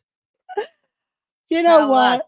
Tell us. Come on, Janice. Tell us. At 16 years old, some guy's hitting on me. And anyway, I badmouth at him. And he comes at me. I'm at a hamburger joint and he comes at me. And I go up to him.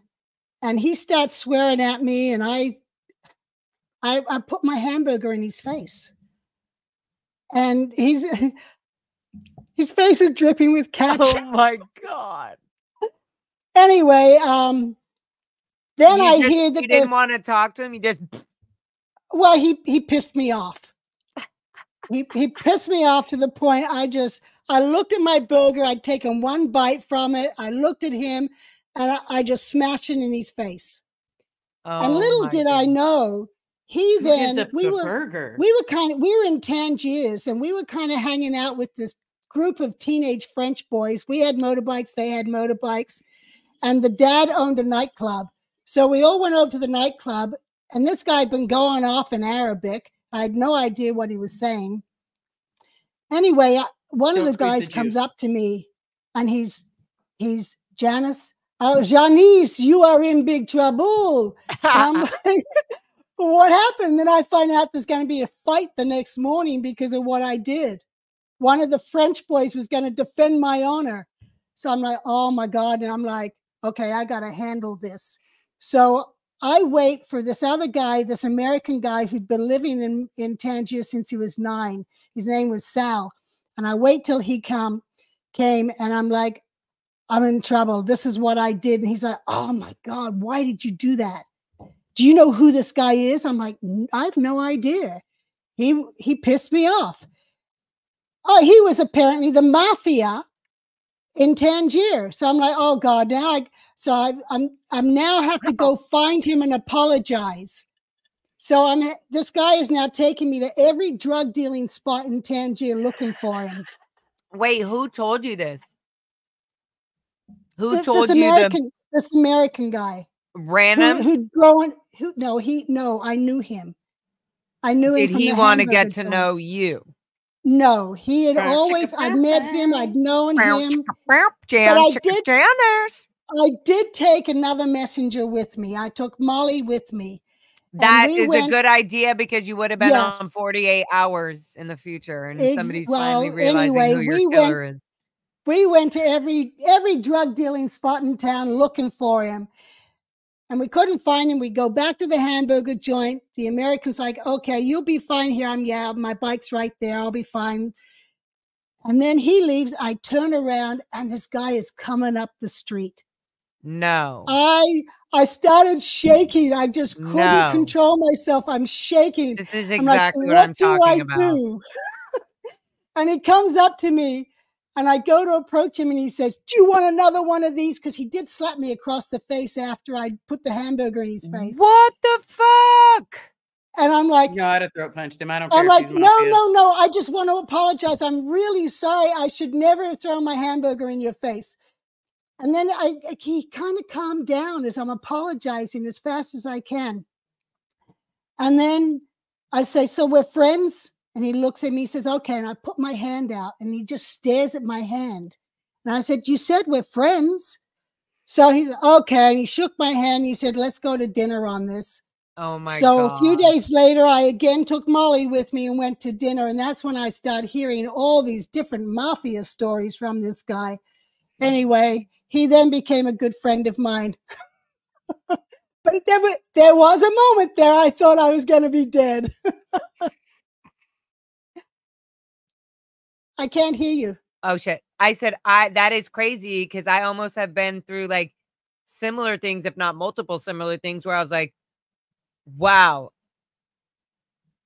Like there's a point when you're going to shake the hand where you just go, come on. And you're kind of in a real thing. Like, are we just friends? Look, I'm a tough bitch too. Right. And then when you leave, you're like, oh my God, I can't believe I did that. Yeah. But as you would have, you also would have put all the way through. You would have fought, you would have whatever. Anyway. And I knew I had to handle it because otherwise it would be bad public relations for the ship. Or for That's what I mean. Like base. You would have a PTS, a major PTS situation for sure. You would feel at PTS in the auditing room. Yeah. And I was like they might be coming to the boat. they might knife you all out just to get to me. You're like, I need to just go handle the PR on this. Yeah. Maybe I can get them into a Dinetic session. Yeah. Anyway, I did do but that was crazy crazy. Yeah. No. See. Yeah, that's pretty crazy. Going there by yourself. That's punk rock. That's like punk rock. Like, hey, I'm going in and I'm being honest and truthful because punk rocker people do that. That's actually why they're punks. Is that they will go in, be good. I'm not afraid. What are you going to do? This is crazy. And then boom, you realize like, cool. All right. We understand each other's boundaries. Good. I'm going to go get a beer now. And then you get the beer and you're like, holy fuck. And all of a sudden they're like, hey, you want to play pool? Let's play. And you're like, wow, all right. Now we're friends. Exactly. You know, it's that respect. I have been through so many things like that where it's just like, look, don't explain shit to me. Just know that I've been through, you know what I mean? It's like, you're like, yeah. So that's what I mean. Like, and I would tell you that Liz, I know you want to say something. You want to say something? I want you to finish. Yeah. I was going to say that every, not only SPTV like channel holder has, but like every person who's left Scientology and the Sea Org specifically, who were born and raised in it, have all been through almost death, terrifying situations that they put themselves in and was like, whoa, I had no idea either like what was going on in that moment. I didn't even understand that there was such things as gangs or like, they were just like, so many where they've all had this moment where they've literally all had this moment where they were like, I almost died again after leaving Scientology. Yeah. It's and this is where when they say you're punk rock or you're badass, that's what it is. It's like our toughness has like some, we're sensitive in little places, but the worst that can happen is we cry and we get emotional and we're vulnerable. But like, And then we that's get it. mad Other we got than that, emotional and yeah, then vulnerable. other than that, it goes right back to, let me show Yeah. you how strong I am. Yeah, just don't piss me off if I have a hamburger. Or a hot dog. All right. All right. Okay, it's like QQ question. A Kenneth, what's the bucket wheat? Water bottles for babies, silent bursts. Is this stuff true? Janice? Yeah. Yeah.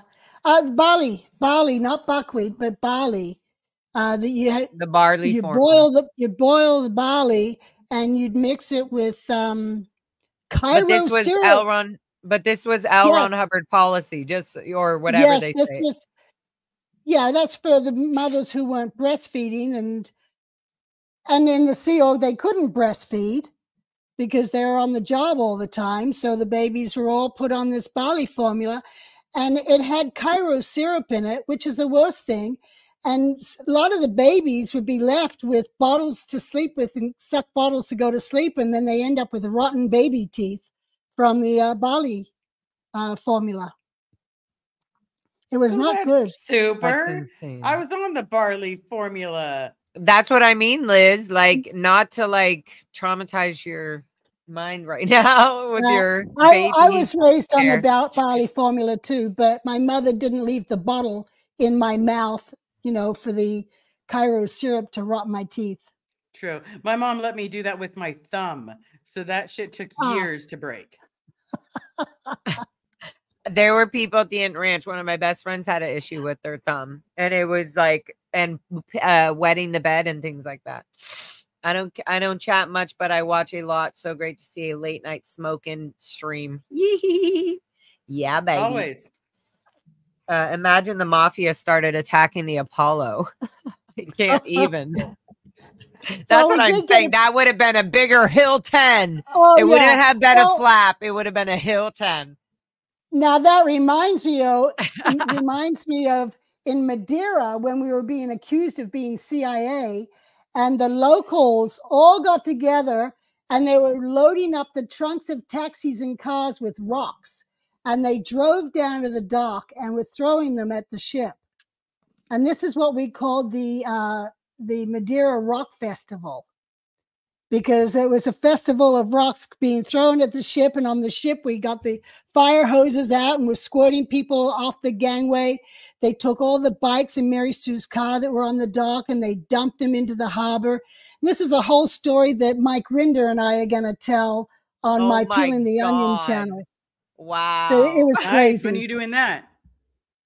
When Rinder's got time, we'll get together and do it. And I got to put some photos together as well to help. Miss Red Sphere, I so understand the initial crew buying into LRH in the 70s. That was acceptable and alternative without understanding the true evilness. This is somebody obviously in that time being like, yep. Like you don't, especially because I would have to say, I thought about this later. The fact that, like, because he didn't come up with the e-meter. Oh, I was going to ask you this, Janice. What did you think? Oh my God, two things I just remembered. What did you think of the whole e-meter coming out? Right? Because I mean, don't let me put words in your mouth, but did you feel Dianetics auditing was amazing? Did you understand the concept of Dianetics auditing and you were like, this is great? And now the e-meter, like what did you think about that? No, the e-meter was just kind of part of my life as I grew up. Okay. So it was kind of already there and they were just upgrading this thing. Yeah, because our house, we had our mission in our house. So in a big room in the house, that was the course room. And so it was normal for me to see people doing e-meter drills or, just doing drills back and forth and the TRs and, that type of thing. Opera by Duke, touching walls and book and bottle and all that kind of stuff. That was totally normal. There was nothing weird about it to me. It's as if you come home and it's normal to have your parents sitting on the couch smoking, watching TV. That's how normal it was to me. I didn't get this parents smoking and watching TV, unfortunately. Well, I'm just saying, I had one that he would put me on his shoulders and he'd carry me around while he's chain smoking like a sieve. Right. Yeah. Okay.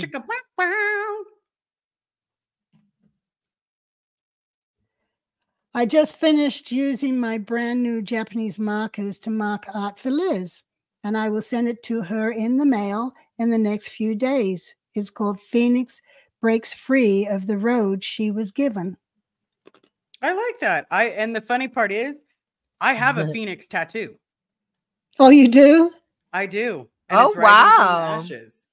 That's so cool. See, I knew I should. Oh, wow.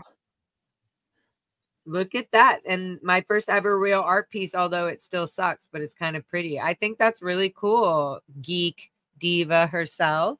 Yeah, it's Geek Diva herself. That's That's the best I can do. Yep. Now she just got to see my phoenix. So do you have a way for them to send you the art? You already have the information? Yeah, Retired Red's been throwing up my P.O. box. Very cute. I'm seeing that, you little cute patooties. There Oh, you guys go. For anybody watching Liz here on Liz's channel and interested in following Liz, if you're on my channel, you should definitely follow Liz. She's absolutely, because I'm hilarious. Completely awesome. You're hilarious. Yeah. Just don't, you know. But sometimes, you know what's so fun is to Liz, can you tell that this is my view of you have something with your face where you're not able to express your emotions physically on your face, actually. Yeah, I trigeminal neuralgia. So what is it called? Trigeminal neuralgia. Okay. They call it the suicide disease. Look it up. Just kidding. But what I'm saying is that so sometimes people think she's being really sarcastic, or they think they're like, and then sometimes Liz just doesn't get the sarcasm. Yeah, I don't get sarcasm at all. It doesn't make so any it's sense just to like me. double fucked. So pretty much, because they'll be like, "Don't you get that?" And I'm like, "No, I don't." or she'll be nice and be like, no, and they'll be like, "Oh no, now I feel bad." No, I was joking. Like I'm like, good luck with that one. No, just keep it moving. Yep, keep it rolling. Just rolling. Okay, so there you go. There's Liz's P.O. box for all you cute fans of hers about want to send her sweet, beautiful things. Just don't send me any wiener pics. Oh, do not. That is my line. No naughty parts. No naughty parts. That one. No naughty parts. Happily married. No naughty part pictures. Glad to see the girls. Yes. Thank you, Rachel Brown. Cutie. It's the squirrel and 2 goldenrods. Yes. Or is it because I'm a squirrel, you've got to hit me with the goldenrod? Hear me. Ann Lee said, I forgot my other SPTV favorite. Gary Jackson Moorhead did a live with Jefferson and Laura, and it made me cry on my run. Oh, yes, right? I love those. I have had so many sweet talks with all those cute, sweet, freaking understanding, loving souls. I had an early Thanksgiving dinner with Jackson and his parents. They live 10 minutes from me. So he was in town, so I popped over and we all had a Thanksgiving dinner. Nice. Oh, I love that so much. Yeah. Do you care to say everybody at the dinner, or is it sort of private? No, it's just Jackson and I and his parents, his dad and his stepmom. Oh my God, that's so cool. Because they've lived here for years, and we've lived here for years. They've come to our parties. They knew my dad, you know. And when Jackson comes to town, he always pops in so. I love that. I would totally go to a Thanksgiving with his parents. Oh my God. Yeah. Jackson. Well, Jackson was my first son. Oh, that's right. We talked about this in one of our very first episodes together. Yes. Yeah. When he was 14 years old, Paul and I were his legal guardians. In the Sea Org. Yep. Whatever. Operanda. What do they call that in the FBI? Like a secret mission. Get them guardians. What Yep. do they? Oh, here's a question that Jonathan asked. Question: would it be possible to have a class action lawsuit against Scientology involving hundreds of abused children? If a bunch of us enough spoke out and were able, or even under the radar, just saying yes, they would do it, we would, but not enough people are doing it. You think we're boring? Hello. Yeah. Not boring. I'm think- just saying, if you think like our story, no, there's more people who are not talking about stuff that have other crazy ass things going that on have worse stories. Yeah, and Yeah. and they can't get out of it. So that's the thing. That's what this whole Scientology cancerous organization has created. Yeah. And to be completely Well, honest, also yeah. well, I was just going to say, to be completely honest, a class action lawsuit against Scientology, I don't think necessarily would work on the abuse of children, because most of us are, over the age of 21 now. So I would say more along the lines, we'd have a better chance of doing it if we go after the pay. Yeah, I think there'll be probably statute of limitation on the kids, especially Like if they're 5 all years, I adults think. now. Yeah. Or it's 5 years So, from the time reported. I think that's how it goes now. okay. Or No, realized or no. something like that. Here's the point, guys. We don't need to be even talking about this. We don't fully know the law on it. There are a lot of kids that, yes, like me, Liz, Janice, even being like, Janice is still a child in this just as much as it is clear today in court. If it were to stick up in DNA, or if for some reason they had multiple film footage right now that showed Janice running and doing the job she did, and no, yes, then we could do it. But you see, Scientology has very clearly put itself specifically in situations like being under a religious status and having things where the FBI can't just raid them. There's legal laws that are holding our country together, so to speak, where we do have certain rights. And if we want people to respect our rights when we're going through our own stuff and we're trying to, then we have to respect the rights of the system for what we have right now, for whether that's shit or not. It's something that as an American being in this country, we have chosen to abide by, So well, I was in international waters, so American law wouldn't matter to me. But we never learned. No, but Janice, your story 1000% matters in a courtroom. If it came up, like, if a judge just asked, let's just say any judge was taking on a Scientology situation and was going, let me check and see random people, and called you up and said, Janice, I'm going to ask you about your life as a child. You would be very valid in the child if it had nothing to do with your future. Beyond I'd make a good witness. Yeah, I'd make a good witness. From the beginning, absolutely. So this is all I'm saying is that I don't want anyone to think that they don't count just because, it happened so many years ago. You have to remember. No, and like when we were talking to Amy Scobie, she didn't realize that she was a second gen, even though she was born into it, and she had realized she was a second gen on the live stream. Oh, well, it's like Sterling. Oh my God, I'm a second gen then. Well, Sterling's calling himself a second gen. He is not. He's a third gen. Yeah, loser. Just kidding. Oh my God, that's so rude that I just said that. Totally fine. He'll laugh about it. Hopefully, but now he's a third gen, So I mean, either which way. And Janice, aren't you a second gen? I'm a second gen. Janice is a second gen. Because sadly, she was into it at such a young childhood age for being in such an older age. I was born into it. That's right, because she was born into it as a public Scientologist baby, basically. But before they even were figuring out, oh, this is public and this is Scientology and this is Sea Org. I feel like even the public and the Sea Org members were very close and were more open to quarters. You would just know, oh, they're a Sea Org member because they care more, apparently, and they're in their uniform. Right. And they have a tag and a title, right? You guys had tags and titles on the Apollo and all that? No.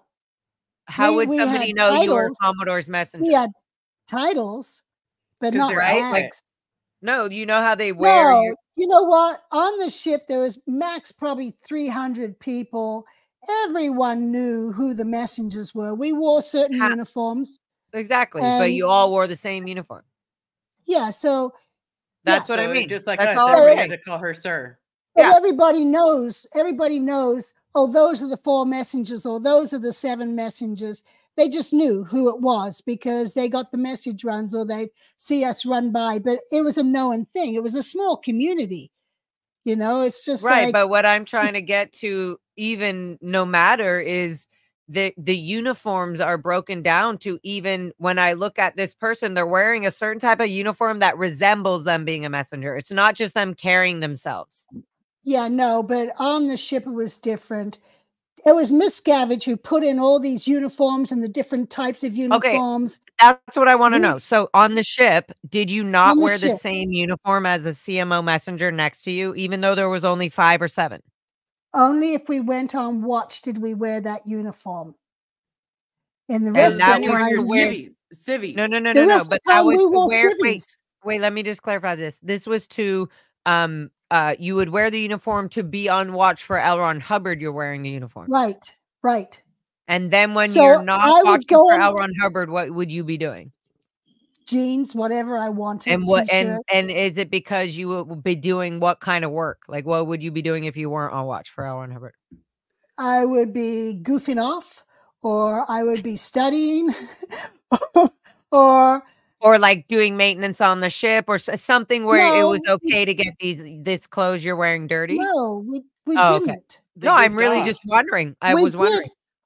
No, well, That's- You had sometimes there so were so you points. had this There were like free points. time kind of.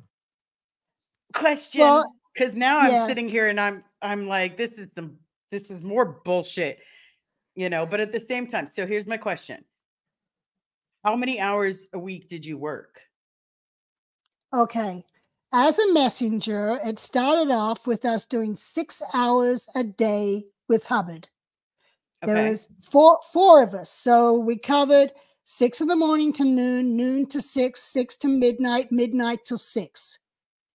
Depending on Hubbard's mood, if you're on the midnight to 6 watch, when he went to bed around 3 o'clock, he might tell you, you can go to bed. And so we could go off and we only worked 3 hours and we can go to bed early. If he didn't, we'd have to stay up all night and sit in a chair and fall asleep and bang our head on the wall. And, you know, so we did 6 hours. And then we had to do 3 hours of cadet school if we showed up. Sometimes, depending on who our tutor was, we would show up, or we would go hide out in the lifeboats or in the hold so the teacher couldn't find us. And then we would just kind of goof off. And then as we got older, we would have jobs assignments that Hubbard had given us while we were on watch, and it would last going off watch. We would still have to oversee it. And then he assigned us different areas of the ship to be responsible for. So I was assigned to be responsible for HCO. So if there was one time, like I was the messenger in charge of HCO, and they better not get on LRH's plate. If they did, I got in trouble. Okay. And so when a young man was found to have gone into a messenger's room and molested her while she was sleeping, I happened to be on Liberty, and I got tracked down on Liberty, and I had to come back to the ship because Hubbard found out about it before I did and before HCO did. So we all got in trouble because he found out about it and ordered the guy offloaded. So if only it was like that these days. I'm just saying. Exactly. It's very, very different to how I grew up compared to you guys. This exact same thing was happening at the Int Ranch Cadet Org. This exact same thing was happening to kids at the Pack Cadet Org. Other older Sea Org members, other older cadets, I'm calling them Sea Org members just because that's what it was called, but they were still under the age of 18, were going into my dorms and feeling us out and doing everything inappropriate sexually in the middle of our sleep. This was a very normal thing. And I can call out 10 cadets right now who did that. But they were under the age. Yeah. But they should have been removed, at least. If they're underage and their parents were still there, they should have been removed. The whole situation of kids being in Scientology and the Sea Org should never be happening. Exactly. But let me tell you, there was a guy on the ship who did sleep with someone who was under the age of 18. This happened at the ranch, though. This happened Okay, well, multiple hang times at on. the Inn Ranch. Okay. When Mary Sue found out about it, she went to her cabin, put on her officer's hat, strapped on a knife, went down and found this guy in the 'tween decks, held a knife to his throat, and told him to get off the ship. And he was dumped on the shore in Morocco, and all he had was a ticket back to America that he could exchange to get an updated ticket. He had no money, but nobody cared because of what he did. He was on his own, and he had to find his own way back to the US with no help from anybody in a country he couldn't even speak the language. That is how people were treated for dealing with younger children, with minors, which is very different to what you're saying. I agree a little bit. I mean, a lot. I'm saying there is a little bit of it's not very different because L. Ron Hubbard did structure it this way, or thinking, oh, okay, if somebody handles this way, we now don't have to report this to the authorities. When you're on a ship, it's very different to report it to the authorities. No, but the Sea Org policy at the time, forever from the beginning, is L. Ron Hubbard saying, don't report everything in our system. He had a system, if used, was different than how it became with you guys. Those guys should never have been allowed to do that. And the fact that it continued and continued and continued and nobody handled it is wrong. So wrong. But Janice, there were people that L. Ron Hubbard was auditing or having people audit that he knew that they had done very criminal behavior activity. I'm not going to try and justify for him what he said. No. I'm just saying. But I'm just saying, even in those auditing sessions before having a religious status or anything, he was saying you can come clean and audit and we'll protect you, and everything you say in this does not matter, and feel free because this is your freedom. Yeah, I agree. And that is one of these things on the confessionals is why Victoria banned Scientology, is because they had sect checks and they had blackmail material on people from their sect checks. And that is one of the reasons it got banned. But what I'm saying is this still was happening, and that's L. Ron Hubbard saying, let's pull all this information. Whether they were trying to make it right or not, this was always and still is today what happens to younger people when they go to get sect checked. I get that. And I know you get it because there is times I know the GO did turn some people over to the authorities, and but like Janice, it was normal in L. Ron Hubbard. It's normal in L. Ron Hubbard's policy to like for an old man or an elderly woman even, or an older man at any age to ask you, do you masturbate? It was absolutely fine to ask a 12-year-old or an 11-year-old that. Yeah, I'm not going to justify for Hubbard on anything that he said, but masturbating isn't a crime. No, I'm not even talking. Okay, but in Scientology, it definitely is. But especially in the Sea Org.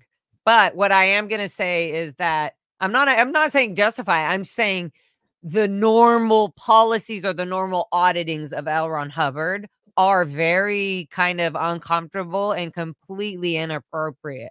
Like to be demanding that a 13 or 12-year-old like Serge Delmar was like trained, like really hardcore sect checking 40-year-old, 50-year-old men all the time, women, anybody. And he was pulling everything out. And he was trained, RTC trained, and this was happening in the ship, in the Apollo. And that is, no, we didn't have underage auditors doing that kind of sect checking. I'm saying there's wrong. But even an underage, and maybe you won't hear it this way, but even an underage, any underage, a woman that's 17, 16, 15, is giving an older person a touch assist or a nerve assist is so inappropriate. And that happened so many times with L. Ron Hubbard. He would have anybody giving him a nerve assist or a touch assist. Just like your boundaries when you were saying we would dress or change in their uniforms. That's inappropriate. That's really inappropriate for an old man But to be wait a even minute. doing anything like this around any children under the age of, let alone 15, but like I don't know 18. what kind of touch assist or nervous assist you get, but none of it is sexual when I was growing up. Oh, a lot of them were very sexual at the Ant Ranch, and it was an excuse for an older person to receive a sexual touch assist. And if I were to not be allowed, like if somebody asked me, give this person, this older an adult, I'm not going to say their name, a touch assist. And if I were to reject it or say no, last time I did that, like You'd he be got put a in lower boner. condition. And I got in trouble for it, and so I feel uncomfortable doing it. But because they were higher up or they were an adult, I had to do it. And it was like, you don't want to help this person? You're the one that helped him last time. Whatever you did made him feel like, anyway. So to have these demands of, oh, you're such a good auditor, you're such a great nervousness giver. That's the first steps of being an auditor as a child. And I thought I was really good at it. And so Yeah, these are well, groomings of this. This is like, and it really was this. It was, there were older cadets, 5 years older than me or whoever else next to me right now. I can like who would specifically only want certain people to give them the nerve assist or the touch assist because it would work. well, I'm saying it wrong. If it was turned into a sexual thing, that was not what touch assist and nerve assist were all about. It was, I agree on that. And I also know that like I yeah, had to give my mother touch assist and nerve assist. And obviously she didn't find that sexual. That was not our relationship, even though that was a fucked up relationship too. Like, why am I giving my mom nerve assist? But I also felt like, oh my God, I have, at least I can audit my mom with nerve assist because it actually heals her. So I really also right. felt like, oh, what a beautiful auditing process I can do with my mom.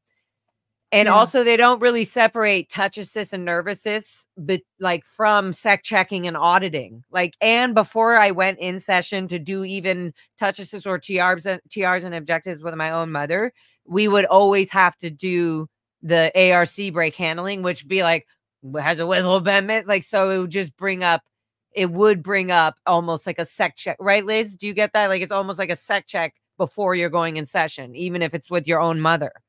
Yeah. When it came to parent Like if doing I it, have yeah. an ARC break, no, in a normal auditing session, if you have an ARC break, you have to handle that before you go in session. Mhm. Well, when I was in there, there were always roods that were flowing, Yeah, ARC the break. rudiments. Yeah, the Yeah, rudiments. the rudiments, just to So if make an sure the overt came person, up, but if an overt came yeah, up, you would but have to say what's on your mind or what are you thinking about? yeah, What are you but afraid of not a, telling me? it's not a sec check. That's just get the roots in and then you move on with the session. But from what I hear from you guys' generation, is every auditing you guys got was sec checks. The beginning Yeah. of it No, always, because not mine. the rudiments turned Okay. into a quick sec check. Like, is there something on your mind that you're doing? Is there something you're withholding? Why isn't your needle just constantly floating? So you would have to say whatever. Oh, I was thinking about, oh, well, then what did you steal the money to go to the canteen? No, I just took oh, so you still owe the can. So it was like, okay, good. Now, good. Your needle's floating. Okay. Are you ready to start the session? So it always puts you in this. Is there anything you're hiding from us? Okay. And now we're going to, you know what I mean? It puts you into a hypnotic, feared state all the time. Like, oh, they're going to check me. I just took it as a And standard thing before my session that check for roots. If I was upset about something, we addressed it. If they didn't, which that's felt fine. good And then if we do the session. which felt good if it was like an ARC break, because then you can be like, Yeah. well, I felt like she misunderstood what I said, and I don't want her to feel that way. Otherwise, if Right. it's not that, then it's a withhold or an overt that you But, committed but against that person. all I hear is you guys keep getting sec checks and sec checks and sec Yeah, checks. that's definitely Where, what was always happening because even the rudiments, because they start even in Flag in Clearwater, they would start ethics people would just say, oh, tell them they're doing their first auditing step or they're taking their first step on the bridge, right? And then they would say, this is how we're going to get into their psyche. This is how we're going to get to know like what's going on in their head. What are they doing? Or who do they like? What are they interested in? What do they want to do in their future? Let's find their ruin, whatever. Anyway, so anyways, Yeah. It just feels And, like you to know, with me, it especially doesn't help when my mom was auditing me, but it just always felt like, okay, are you hiding? Are you doing anything are you committing PTP, present time yeah, withholds or overts? That always right. came up. So it always felt like a sec check before the actual auditing. Yeah, and a lot of the parents did that crap, which I know I watched other parents do that, and it was never nice. You know, Yeah. always being checked on of what, you know, withholds or overts and stuff like that. But you know, let's take the search guy. Um, if I was there, I wouldn't have had him doing sec checks. I would have had him auditing people on their grade 0 up to grade 4 He to was. get. He was doing all that. And Oh, before he all was. that, yeah, and before every time he even audits them on that, he has to run the roots. He has to run the rudiments. He has to find out, Right. are you masturbating? Are you doing anything that you're No, uncomfortable you that you don't don't have wanna to do? find that out. No, you You do. don't have to. You're If not No, somebody supposed it's in to. our generation. In our generation, that was a requirement. Yeah. Yeah, it No, was one of because the first things they would ask if you weren't, if your roots didn't float, if you weren't, if you didn't get through your roots. It would be like, "Has a withhold been missed?" "Okay, what's going on? Like, is there something you don't wanna let me know on your daily that. oh, What do you want?" What's that? So What's then that? That right but there. yeah. so if it reads and it's like, "Oh, I was thinking about I was masturbating," well, then they have to tell him about it. Like, so and Well, it's to the point where what is taking up their mind that their needle isn't floating. That's really what it is. yeah, Is your yeah. attention on your dead grandma, or and you're not going to the funeral? Like, what is it? Like, why is your needle not being in a hypnotic Yeah. state where we can really address your reactive mind or whatever it Yeah. is? Well, it's only a withhold if you think it's a withhold. Has a withhold been missed? On You the know, subject, has a withhold if been you missed? if you ran into someone in the store who is an SP and you said hello to him. If you think that's a withhold, that will read. But if you think there's nothing wrong with that, it's not going to read. Maybe sometimes we'll see until the auditor goes, and what's that? That, No, it's not that, going to There we read go. because you think there's nothing there, wrong with it. that right there. How else did you Um, justify it, Janice? Has a withhold been missed? Okay, sorry. Okay, but yeah, Anyway, anyways, yeah. Back to I mean, we need to go into these discussions, so it's yeah, fun. it's good discussions. Yeah, and they're intense and sometimes they're uncomfortable to talk about and it's hard to hear, but we need to talk about it. My thoughts about the cult. Hi, Rexiclin Messler. My thoughts about how the cult grew in a way more intense, evil way is exactly Yeah, what they're talking about right now. Yes. It's like the same. And this is like my detector. The moment I start to feel that, the moment I know I'm in some group or cultivated thing that I don't want to be a part of. yeah, yeah. yeah. Yeah. But Okay. yeah, the way I grew up was very different to the way you guys grew up. And yes, there For was sure. abuse in mine, but I think there was more abuse in yours and neglect. Yeah. I think it Or got a we could little bit say there worse. was more grooming in yours that made it feel not as abusive. In I don't know. mine, Yeah, maybe. Maybe there was more grooming so that you weren't as like, well, I don't know. I didn't know any better, you know. Well, True, neither and it's did a you different guys. genre. Yeah. I don't Well, know. it's also, It's you good. got It's to good to talk about. realize the 60s and the 70s are very different to how it Yeah. is today. That's You what I know, mean. That's even, why I brought up earlier about Dynetics just being Dynetics and the book it is, and then having e-meters later where it's like, oh, machine. And then you're like, oh, I grew up kind of with the e-meter. So for people to yeah, even come into Scientology when like Jeff Hawkins, he was talking about like Dynetics and like, oh, Dynet, like people reading the book and being like, wow, I can audit myself, getting into Scientology that way. That's just like, and then finding out there's a e-meter and this whole thing, it feels like a whole different science. Like it feels scientific. It feels like, yeah, oh wow, it feels like I can see things moving. I can see like, oh wow, look, see, when I think about this, my needle gets sturdy or whatever it is, right? yeah. It's Well, crazy. back in the 60s, you're talking about um there wasn't a lot of self-help type of stuff out there. There was probably how to dress for success. And that was probably the only self-help book there until Dianetics came out in the 50s, you know? Otherwise, people really had no way to figure out how to improve their lives. And I think it's a whole different thought process too.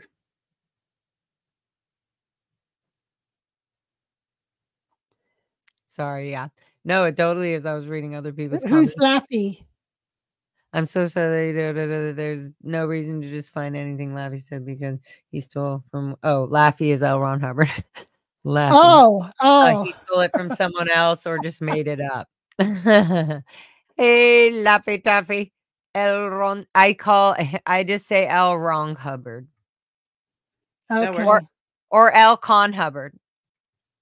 Sorry if all y'all did. Well, I'm not trying to justify anything for him. Sorry. I'm just trying to say this is what happened. You know? Yeah, no. People I know you're not. People can take it as they want. Yeah, exactly. We have this thing. Question, Janice, is your second book on Audible yet? It's easier to get your books on Audible here in South Africa. Your first one was amazing. No, book 2 is not on Audible. I actually had someone email me the other day offering to help me because I haven't had the time and I don't know how to do it. So if they can help me, then I'll get it on there. Good. Does that feel good? I want to hear. I didn't know that. Did you tell me you did an Audible for your first book? No, well, my first book is on Audible. I did not do it. They didn't want me to do it. The company, they wanted a professional to do it. I would rather hear your voice, but okay. That's what I've heard. That's what I've heard from many people. I would absolutely rather hear your voice. Are you kidding me? Duh. Yeah. Hello, the Scientology Money Project, Sweetie Pie. Hey, can you read this, Janice? Because I feel like I can't read that word. The Pentecostalism. In Pentecostalism. Okay. We were made to admit. We were made. Wow, Liz, I think you're right. The Pentecostalism. Yeah. What is that? I don't know what that is. In Pentecostalism, we were made to admit to unconfessed. It's a Christian version of a withhold. Oh, okay. Unconfessed sins. Yeah, it's just like going version of a withhold. Yeah, it's just like going to a confession booth and getting your sins off to the priest. Cute. Okay, good. Thank you, Jen Nelson, for your sweet little super chat, $3. I see you. Thank you. Have to make sure all my homies feel loved and supported as they support us. Okay, guys, we're going to close it up soon. So on this amazing, fun little tripod SPTV Monday night with Janice and Liz. Can I do Yes. Dun, dun, right. dun. What does this even mean? This means, wait, so Jeff Hawkins goes like rock on. He goes One like means that. rock on, the other means I love you. This means rock. This means rock on. This means I love you. The international sign language for I love you. Okay, so there we go. Love on. Get my thumb out there. Rock you, love on, rock you. Love you guys so much. Make sure you are subscribed to all of our channels and have fun enjoying our little stories. We're going to keep talking about them more and more when we feel obliged and feel fun too. Please, if you feel loving and courageous and boring and awesome, please start your own YouTube SPTV channel. Especially if you were born and raised in Scientology or have anything to do with it. The more information, the more people that are in it, that see other people that they knew in it before out, they will definitely be more willing to, what do you say? Like they'll be able to think more outside of the box if they see somebody they knew that they loved, Yeah. Yeah. Or they can come on any of our channels and let us peel their onion. Yeah. There you go. Exactly. And or eat beans and rice, right? Send me away. The question is, will you send me away with rice and beans are not a meal? Yes, rice and beans are not a meal. You Oh. need more greens inside your scales. Oops. Mhm. Just pop that one out my. Oh, I was told that using a tampon was a sin because it was the same as masturbation. Wow, No That's that's in. deep way. because we would have been SOL and there would have been some Oh yeah, bad, bad, very bad. angry Wow. women. I think that would have Never just got heard a lot that of. one. I haven't heard to either, and that would have been. I guess you just wear pads, right, Mandy? That's crazy. But like, still, to be like your only option is pads, just because of this vision. No, negative Ghost That's Rider. Yeah. If you'd funny. seen how tight those skirts were. Oh, mm, Yeah, someone's asked a question here. Was Elron involved when Int Ranch got going? I thought he was dead already. Yes, he was dead already. He was dead for several years before the Int Ranch was started. oh wow, where's that one? And how did I miss I that? thought he Because they probably didn't put question. That's probably No, why. they didn't. They just said, I'm confused. Mm, Oh, when did the B. Int Ranch Foster. start? 1990. Okay, because I was yeah, like, he died in 1990. 86. Yeah, exactly. And I was Well, born in 86 at the Wilcox Hotel. Yeah. Biddy created the Int Ranch because she was pulled up to Int to work on the ship project, and her kids were in LA, and she'd only get a short amount of time to go see them. So she came up with the idea of using the property out at Happy Valley and turn it into a ranch for the kids to be, a nursery, a daycare. And so she actually was the one who got that going so that her kids could be moved and closer to her and the other parents up at Int. Because Wow. otherwise, other people were raising their children. Yep. I think Well, some that people happened didn't all the mind time that. anyway. Yeah, exactly. Some people didn't mind that. And that was kind of like oh, we'll take this off. We'll take this burden off of you. You know, hey, Yeah, you can just do this and you'll be saving the planet. that's right. It's the greatest good for the greatest number of dynamics. Right. That's right. Oh my God. All right, guys. We love you so much, Janice. Thank you so much. It's so good to see You're you. And thank welcome. you for healing us through these crazy, weird understanding moments and being like, no, but why this? And tell me this now. And Anyway, Liz, great to meet you. It is yes, a pleasure to meet you. I am sure we'll talk again. Yes, we for will. freaking Definitely. sure. Lara, love you. I love you guys so much. Thank you again. Thank you, everybody in the chat. Stay tuned, stay happy, stay peaceful and loving. And we will see you soon. Until then, buenas noches.